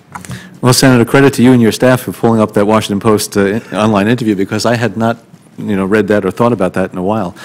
And I must say that having grown up in the agency for 25 years, and as I said in my testimony, I have tremendous respect for that organization. It is exceptionally capable, competent, but almost by dint of the nature of its work, it also at times is insular. And it has not interacted and interoperated the way it needs to with the rest of the intelligence community, the rest of the U.S. government. At times that is to protect source and methods and to protect the secrets that it has. But given the changes in the environment, given the changes in the nature of our government, CIA needs to play a part in this larger role. And so now the head of the CIA does not sit on top of the intelligence community. It is part of a larger intelligence community that is led by the Director of National Intelligence. So my objective would be to make sure CIA's capabilities are truly going to be leveraged and empower the responsibilities, the missions of the rest of the government. Department of Homeland Security is a new creation. They need intelligence just like others do as well. So what I think I was conveying there is that, there was resistance at the time of the IRTPA, as we well know, that they didn't want to sort of break some of the past practices. Well, I think a lot of that resistance is overcome, and now I think CIA sees the benefits of having somebody who can sit on top of the community and not have to sit on top of the agency as well. That's very helpful. Thank you very much. I'll yield back, Madam Chair. Thank you very much, Senator. Senator King? You want to turn on your mic? Thank you. Thank you for your testimony and your stamina today. First, I should tell you that in an earlier hearing today, Secretary Panetta was testifying before the Armed Services Committee, and in answer to a question, he strongly endorsed your nomination. And I think the record should show that Secretary Panetta was very complimentary of your capabilities and experience.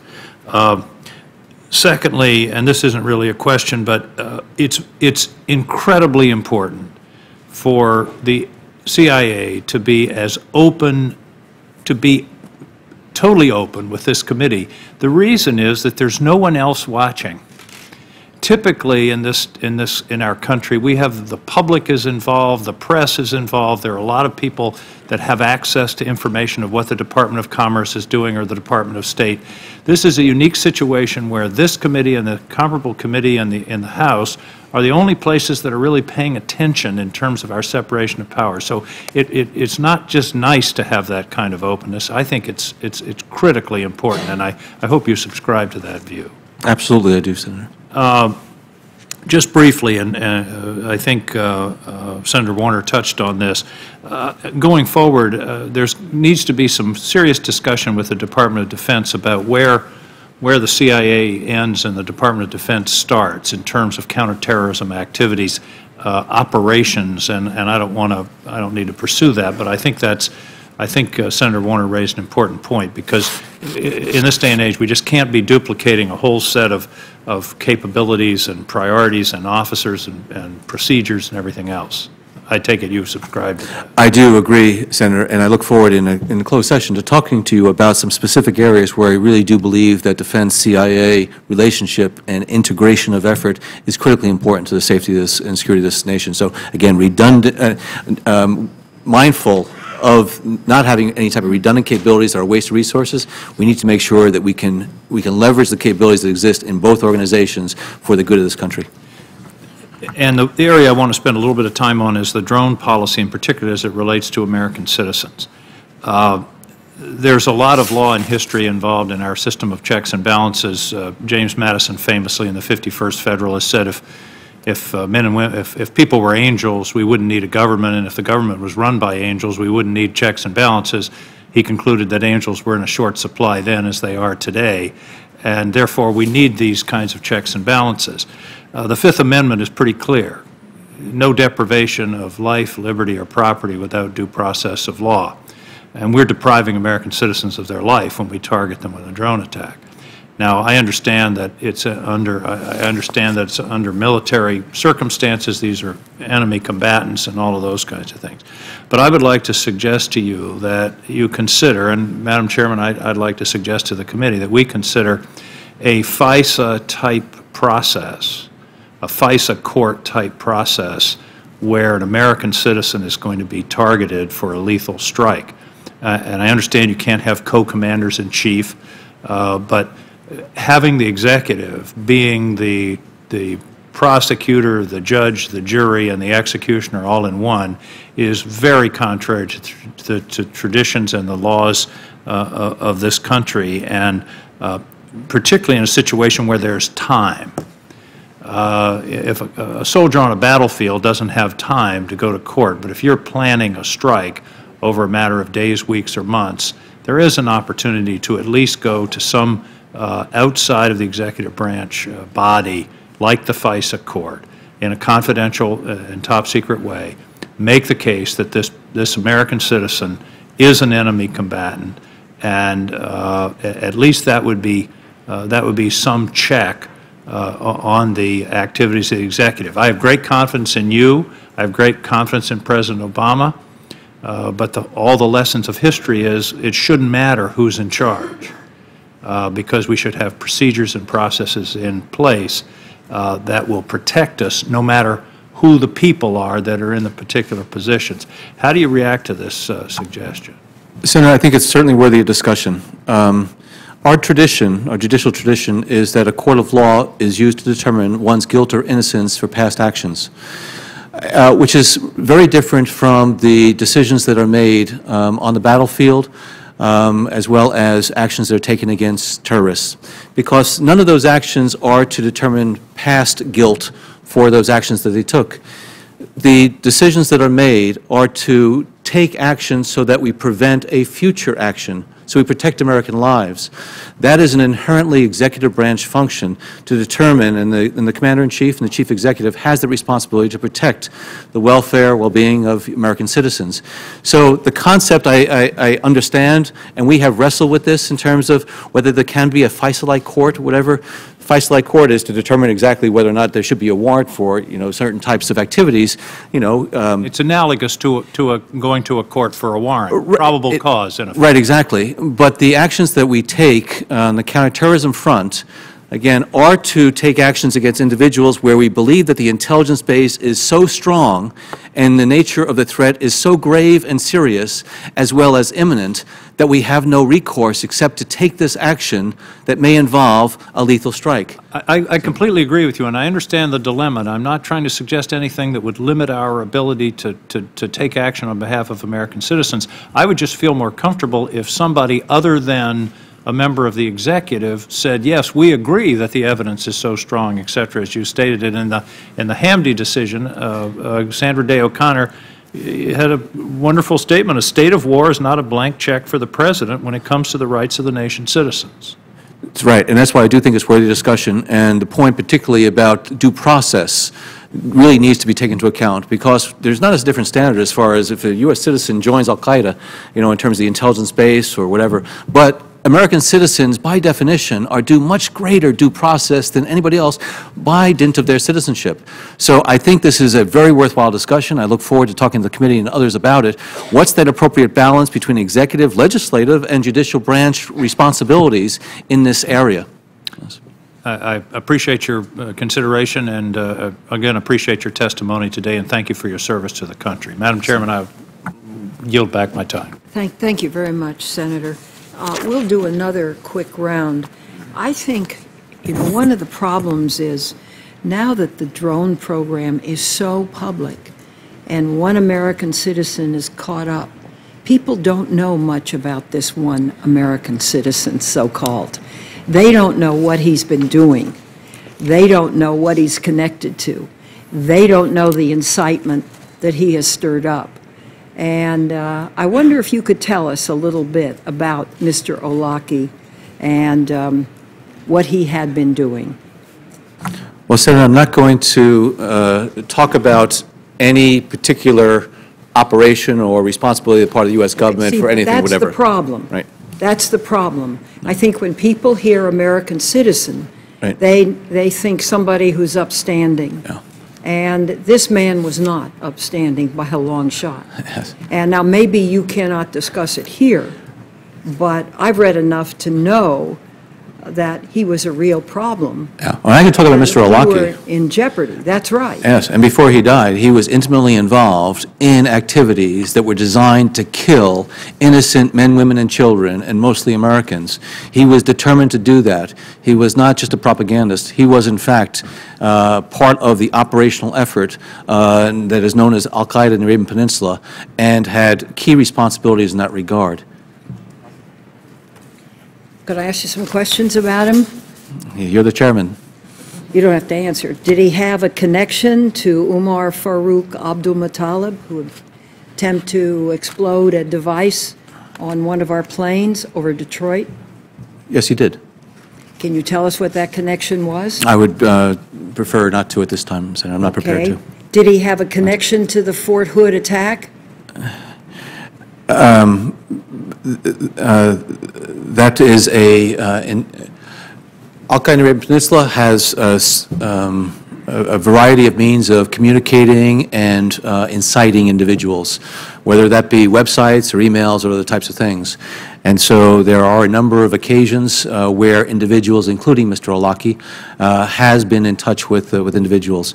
And so, Senator, again, I'm not prepared to address the specifics of these, but suffice it to say— I'll just ask you a couple of questions. Did Faisal Shahzad, who pled guilty to the 2010 Times Square car bombing attempt, tell interrogators in 2010 that he was inspired by al-Awlaki? I believe that's correct, yes.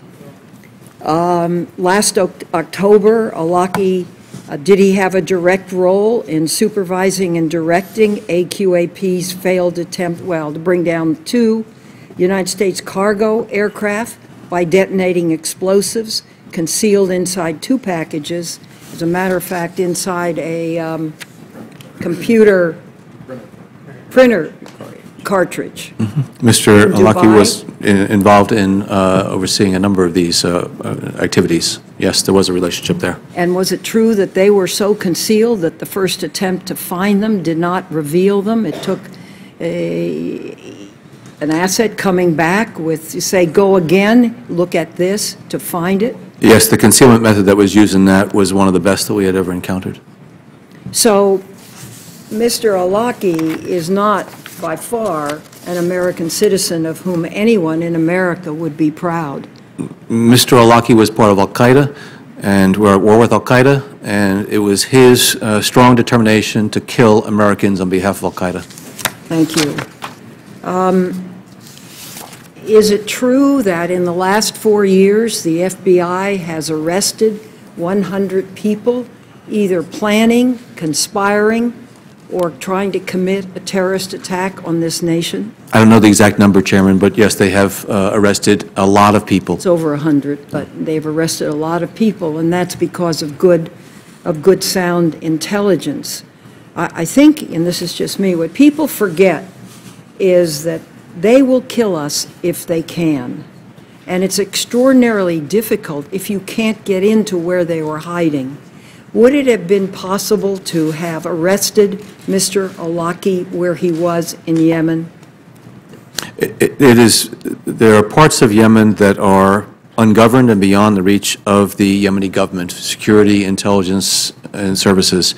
And we work very closely with the Yemenis to see if we can arrest, detain individuals. Whenever we can, we want to do that because it's very valuable for us. Any actions that are taken in concert with the Yemeni government are done in terms of any type of strikes that we might engage there with them are done only because we don't have the ability to bring those individuals into custody. Thank you. My time is up. Senator Chambliss. Thanks, Madam Chair. In 2002, what was your knowledge of interrogation videotapes about Abu Zubaydah, and did you seek any information about an Office of General Counsel review of them in 2002? I don't have a recollection of that, Senator. Of the tapes or that request? At the time, in 2002, I do not know what my involvement or knowledge was at the time of tapes. I believe that I was aware of the Abu Zubaydah debriefings and interrogation sessions being taped. Okay. It should be no surprise that many members have been dissatisfied with the administration's cooperation on the Benghazi inquiries. For example, Senator Graham asked Director Clapper in a hearing if he was aware of the series of attacks in Benghazi in the summer of 2012 and asked if he had informed the President about those attacks. Now, that seemed like perfectly reasonable questions, and the DNI said he would get us an answer. When we got the answers back from the DNI's office, there was a notation next to this particular question that Senator Graham asked, and here's what it said, and I quote, "Per NSS," that's the National Security Staff, "no response required." Mr. Brennan, that's your shop. Do you have any knowledge about why Senator Graham's question was not to be answered? Senator, I think there's a longstanding tradition and understanding of respecting the executive privilege that exists in the Office of the Presidency, and in terms of what information is provided to the President or advice or counsel to him. So I would suspect then that question gets into this issue of the executive privilege, which I think, again, has been a longstanding tradition. Now, are you sure that's the answer? You think that's probably what it was? I don't know firsthand because that would not have been a request coming to me. And I understand that. So my direction to you, I ask of you, is that you go back and review that. We'll get you the notation if necessary.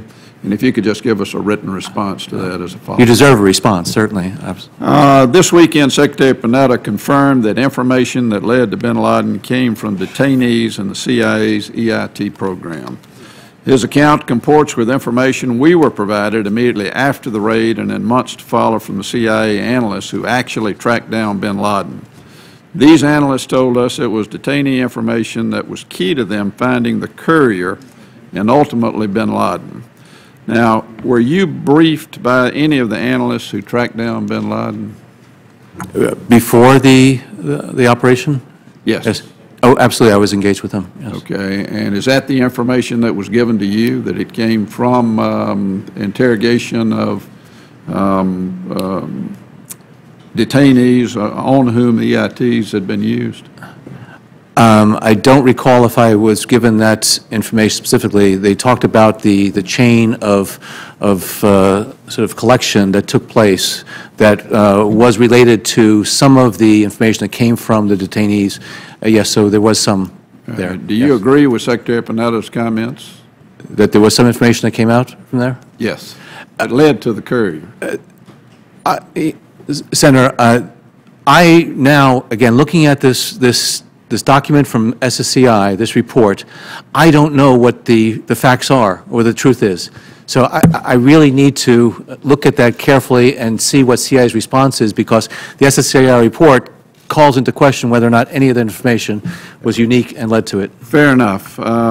Suffice it to say, Secretary Panetta's comments are in direct conflict with the report that came out of this committee recently. And you know I have serious concerns about that interrogation study that was voted out by committee. Now, you told me a couple of days ago when we met that the study, and I quote, was not objective, and it was, quote, a prosecutor's brief written with an eye toward finding problems. And you went on to say that you're withholding judgment on the merits and accuracy until you read the response. And my understanding is, from what you've said, that's what you're going to do. Suppose the CIA takes a position the study's finding and conclusions are wrong. I think I know John Brennan well enough to know that you're going to stand up and say whatever's on your mind, whatever you conclude.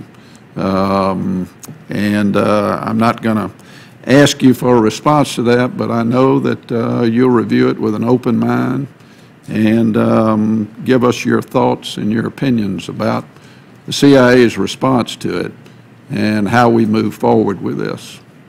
I assure you, Senator, I will do that. Thank you very much. Thank you very much, Senator. Senator Wyden? Thank you. Excuse me. It's I didn't mean to. Yeah, go, Jay. Senator Rockefeller. Thank you, Madam Chair. I was just making a comment to the chair, Mr. Brennan, that I've been through a whole lot of confirmation hearings in 28 years here, and including quite a few CIA directors. And I quite honestly do not recall anybody who was more forthright, more direct, more accommodating without violating who you are, more open to the possibility of working with this committee in a way that will do two things. One, that will give the folks at CIA who probably constantly worry about what is the next awful thing that we're going to say about them, but that's not our intention, because we're into the business of problem solving, and if we have to write a 6,000-page thing, it isn't fun for us. We're trying to solve a problem. I have a feeling you understand that. I have a feeling that that you feel that the CIA, if they felt that they were working in with some contention with the Oversight Committee in the Senate, but nevertheless that the Senate was involved, was informed, was interested, that this would be something that they would welcome. That there are a lot of people who've been at the CIA for quite a while, who may be sort of stuck in that mid-rank crisis, et cetera, who are looking for an open, fresh, strong leader. I happen to think you are that leader. I've felt that since our conversation. I felt that from before our conversation. And we haven't had our secret meeting yet, so I always would, but I'm sure I'm not going to change my mind. I just think you've done an extraordinary job of patience, of courtesy, of wisdom, of being able to, the only question that you couldn't answer that I'm aware of was who was it that took notes on some meeting that you had, teleconference that you had 20 years ago. But I find it in my heart to forgive you for that. So, to me, I think you're a terrific leader, and I'll look forward to Tuesday, but I think you're the guy for the job, and the only guy for the job. Thank you, Senator, for those very kind words, and I haven't lived up to them yet. And if I were to go to CIA, as I think some people had said, some senators said, you want to hear not just words, but you want to actually see the actions. It's a daunting task to go over to CIA. I want every member of this committee to be an ardent advocate, proponent, and defender of the men and women of the Central Intelligence Agency. And I see it as my obligation to represent them to you on their behalf, so that when times get tough And when people are going to be criticizing, complaining about the CIA, I have all of you to say, you know about what the CIA was doing, you supported it, and you will defend it. Thank you. Thank you, Senator. Senator Burke? Thank you, Chairman. And I'm going to try to be brief because I've noticed you're on your fourth glass of water, and I don't want to be accused of waterboarding you. That's a good one. Mr. Brennan, with the exception of our request for the presidential daily briefs around the time of Benghazi, which there was executive privilege claimed, do you know of any other claim of executive privilege on any of the documents that this committee is waiting on right now? Senator, I know that there are requests for some emails that might have taken place between the intelligence community and the White House, whatever. And so there are a number of sort of elements that I think people are looking at. So, but none that executive privilege have been claimed on, correct? Well, I am not in a position to say that, Senator, and I would defer to those individuals, the White House counsel and others, to make those determinations about what they want to. Well, let me say it from this end: they have not claimed, they have not justified not producing those documents based upon executive privilege. So, I assume if they're going to claim it, then they need to claim it quick. On January 13th of this year, the President signed into law the 2013 Intelligence Authorization Act, which requires congressional notification of any authorized disclosure of national intelligence. Now, we've not received any notifications of authorized disclosures. Have there been any authorized disclosures to your knowledge? I would like to say that since you haven't received any notifications, there haven't been. Would you consider the information reported in the press about the counterterrorism playbook an authorized disclosure? I don't know which piece you're talking about. There's been a lot of discussion out there in the media and in the newspapers about this, and so I don't know specifically about any classified information. The fact that the administration may be going through a process to try to institutionalize, codify, make as rigorous as possible our processes and procedures in and of itself is not a classified issue. So those details that are classified, I don't know of any that came out in some of those reports. If there are classified information that's out there and it was not authorized, was there a crime report filed relative to the playbook? Presumably there was, Senator. Those decisions as far as initiating criminal investigations are done by those departments and agencies that have stewardship of that classified information. And in discussions with the Department of Justice, then they make a determination whether or not, in light of the fact that maybe so many people have access to it, how they can proceed with some type of criminal investigation. As we prepare for the closed hearing on Monday, this is not a question, on Tuesday, excuse me, I'll ask you today that you be prepared to provide for the committee any specific discussions that you had where you were authorized to reveal classified information or to talk about information on covert action. Again, not something I'd like to do today. The answer may be zero. If there are things, Tuesday would be an opportunity for you to provide. That was a question from, a pre-hearing question from the committee that was unanswered. My last question is this. I'm still not clear on whether you think the information from CIA interrogations saved lives.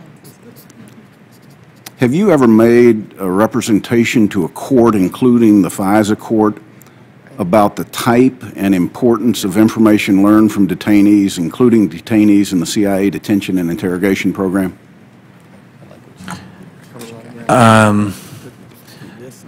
First of all, in the first part of your question, that you're not sure whether or not I believe that there has been this information, I don't know myself. I wasn't clear whether I understood, whether I was clear. And I'm not clear at this time either, because I've read a report that calls into question a lot of the information that I was provided earlier on, my impressions.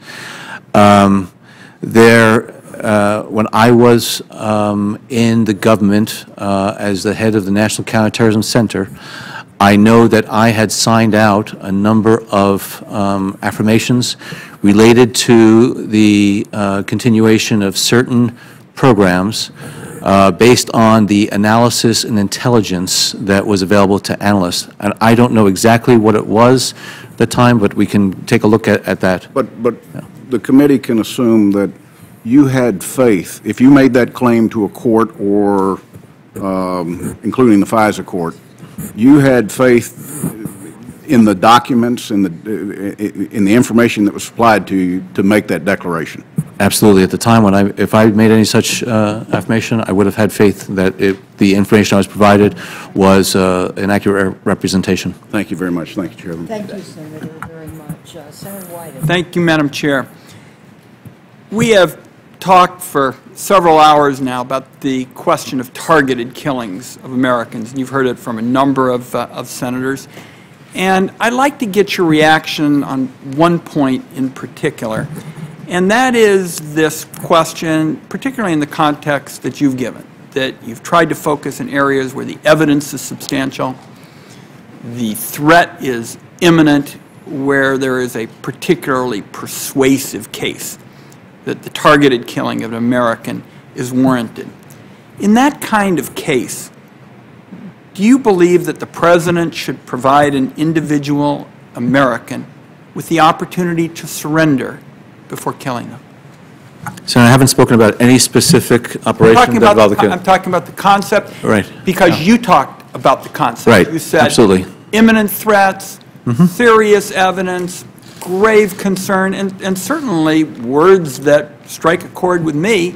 And that's why I'd be interested in your thoughts on whether in those kind of instances the President ought to give, should give, an individual American the opportunity to surrender. Right. I think in those instances, and right now, let's use the example of al-Qaeda, because if an American were to join al-Qaeda, we have routinely said, openly, publicly, repeatedly, that we're at war with al-Qaeda. We repeatedly have said that al-Qaeda is in fact trying to kill Americans, and that we are going to do everything possible to protect the lives of American citizens from these murderous attacks from al-Qaeda. We have signaled this worldwide. We repeatedly have said it openly and publicly. Any American who joins al-Qaeda will know full well that they have joined an organization that is at war with the United States and that has killed thousands upon thousands of individuals, many, many of them who are Americans. So I think any American who did that should know well that they, in fact, are part of an enemy against us, and that the United States will do everything possible to destroy that enemy to save American lives. And I certainly, and I said this at the very beginning, I certainly want to be part of that effort to fight al-Qaeda on all of these key fronts. I just want to have some answers, and I'll give you another chance, whether you think the President should give an individual American the opportunity to surrender. I think that Senator King, for example, talked about the idea of a new court, and there are going to be colleagues that are going to talk about a whole host of ideas, and I commend you for saying that you're open to hearing about that. This is something that can be set in motion, I think, in a straightforward way as a general principle. We're not talking about any one individual, and I think you've answered the question, and I won't go any further unless you want to add anything to it. The only other point I'd say is we've covered a lot of ground today, and as far as I'm concerned, we've got a lot of ground still to cover. I've made it clear that we've got to see any and all of those legal opinions, the ones that the bipartisan group of senators asked for, before the vote. And to your credit, you said you'd take the message back to the White House, because what it really goes to, Mr. Brennan, is this question of checks and balances. And we probably didn't use that word enough this afternoon, because I think that's really what this is all about. Our Constitution, fortunately, gives the President significant power to protect our country in dangerous times. But it is not unfettered power. It's power that is balanced through this special system that ensures congressional oversight and public oversight. And so that's why these questions that I and others have been trying to get at in terms of congressional oversight, being able to get all of the opinions that are relevant to the legal analysis for targeting Americans, and then to learn more about how you're going to bring the public into the discussions. And certainly you've been patient this afternoon, and I want you to know I think we've covered a lot of ground, but I think we've got a lot to go. And I'll be happy to give you the last word. I got a little more time if you want it. Thank you, Senator. First of all, any member of al-Qaeda, whether it be a U.S. citizen or non-U.S. citizen, needs to know that they have the ability to surrender, right to surrender anytime, anywhere throughout the world. And they can do so before that organization is destroyed. We will destroy that organization. And again, out there in al-Qaeda, U.S. citizens and others, they can surrender anytime and turn themselves in. Just on that point, I don't take a backseat to anybody in terms of fighting al-Qaeda. That was why I came out with it right at the outset. But I asked you a different question, and on the question of what kind of evidence ought to be applied, whether there ought to be geographic limits, the question of whether an individual should be allowed to surrender. For example, there is, I think, also a question whether the obligation changes if, a valid target has not been publicly reported. So there are issues, here, and I think we're going to have to continue those discussions. And Madam Chair, I thank you for this extra round. Thank you. Senator Coates. Thank you, Madam Chairman. John, I want to just say, and I'm not going to go into it here, I think maybe better held to further discussion next week in classified room. But this whole idea of leaks, nothing upsets me more in this committee than, and we've had a raft of these in the last couple of years, to see something that was discussed in classified area, written up the next day in the newspapers or on the part of the media, and it drives some of us crazy. It does me anyway. And so maybe I'm a little paranoid about all this and so forth. I just can't totally get my hands around this AQAP situation, which we discussed earlier, but I'm going to defer that until Tuesday so we can discuss it in more detail. Let me just ask you one question here. You said that I don't have the date. The Al-Qaeda core has been decimated in the Fatah.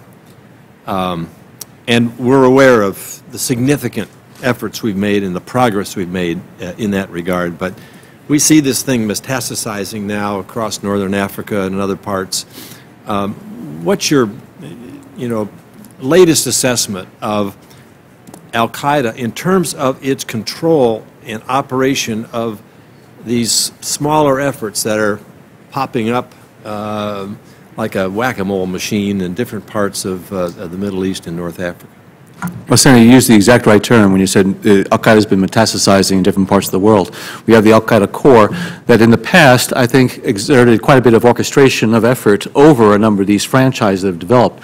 Now, as a result of the decimation of the core and our ability to interrupt a lot of the interaction and communication between them, a lot of these different elements, like al-Qaeda in the Arabian Peninsula, al-Qaeda in the Islamic Maghreb, other elements, have grown up and developed as a result of the domestic and local sort of environment. And so they're all sort of, unique into themselves. They have different features and characteristics.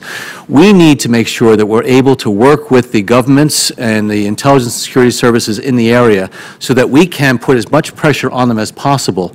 A number of them have, local agendas. Some of them have local agendas as well as international agendas. Al-Qaeda in the Arabian Peninsula in Yemen has a very determined insurgency effort underway inside of Yemen to try to, bring that government down. And the government has done a great job, fighting back. There are other elements, Al-Qaeda in the Islamic Maghreb, they're counter-narcotics, they're narcotic smugglers, they're human traffickers, they get involved quite a bit in kidnapping and ransoms, and also involved in terrorist attacks. So what we need to do is to take into account what the environment is, who we can work with, how we're going to put pressure on them. But any element that is associated with Al-Qaeda has, as part of its agenda, death and destruction. And so I fully agree what we need to do is be mindful of this metastasization of the Al-Qaeda cancer. But in relationship to some kind of centralized control over all these things, and having said that the core is decimated. It really varies. You know, we do see al-Qaeda core trying to exert some control over some of these elements.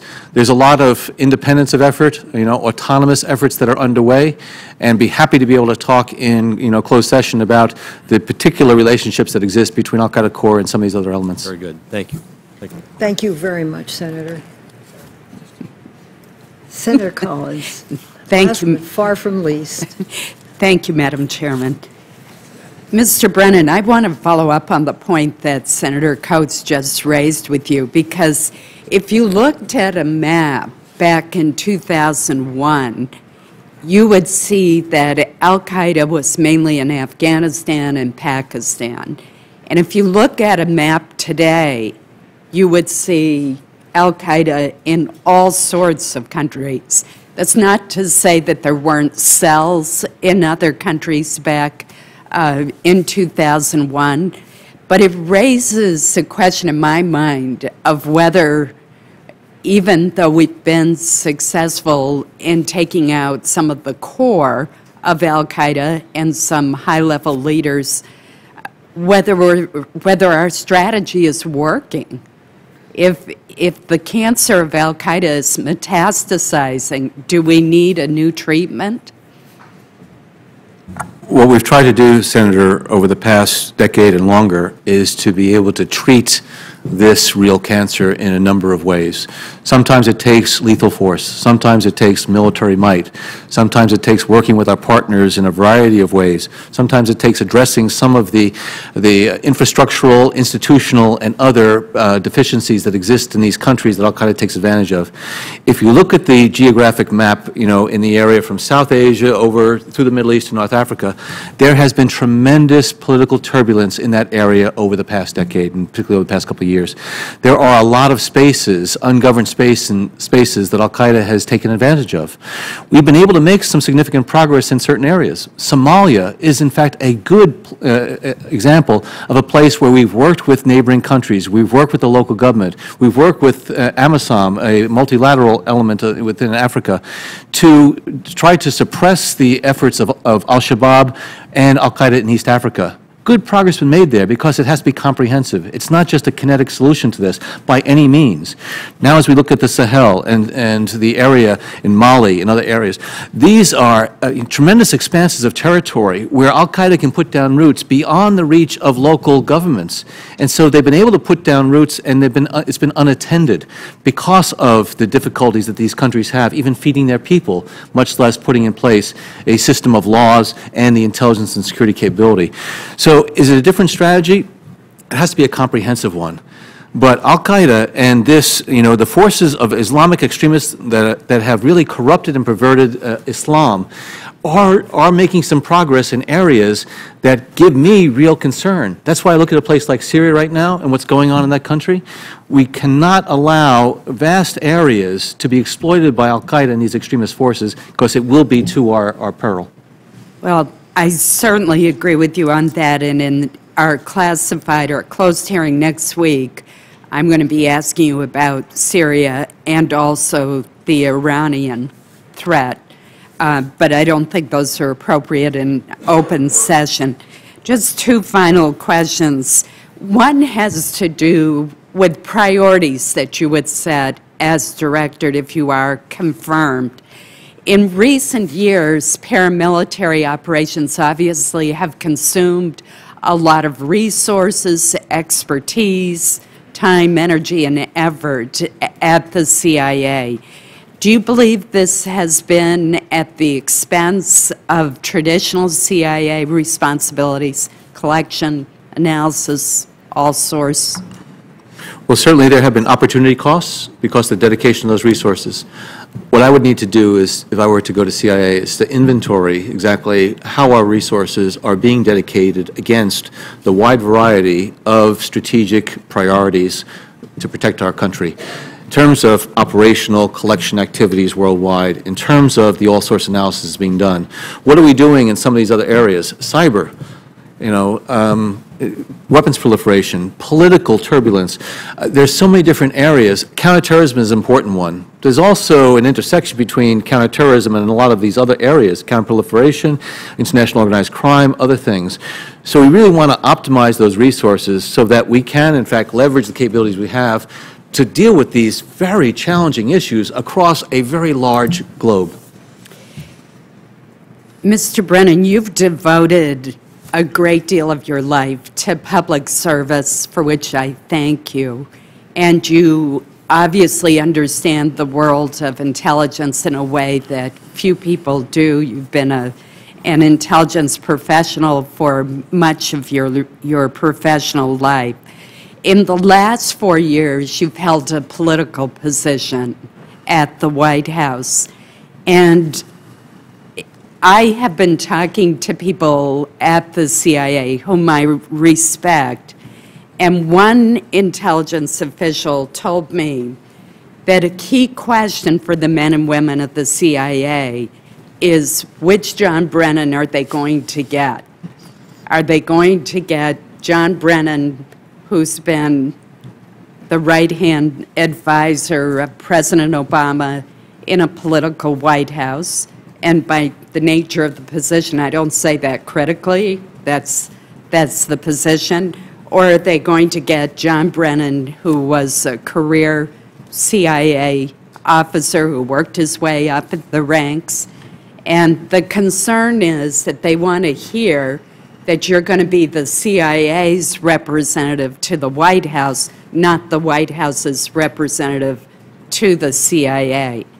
And I just want to give you the opportunity today to respond to that concern. I would note that I also heard very good comments from people with whom I talked, but I think it's important when someone's coming from a political role to make clear that you're going to be the leader of the agency and not the White House's agent within the agency. Thank you, Senator. I think if I were to be fortunate, privileged, and honored to go out to CIA, the CIA would get a John Brennan who is neither a Democrat nor a Republican, nor has ever been. A John Brennan who has a deep appreciation and respect for the intelligence profession, one who has been fortunate to have lived it for 25 years. A John Brennan who has had the great fortune to be in the White House for the past 4 years, watching and understanding how intelligence is used in support of our national security. The CIA would get a John Brennan who has been working national security issues for my life.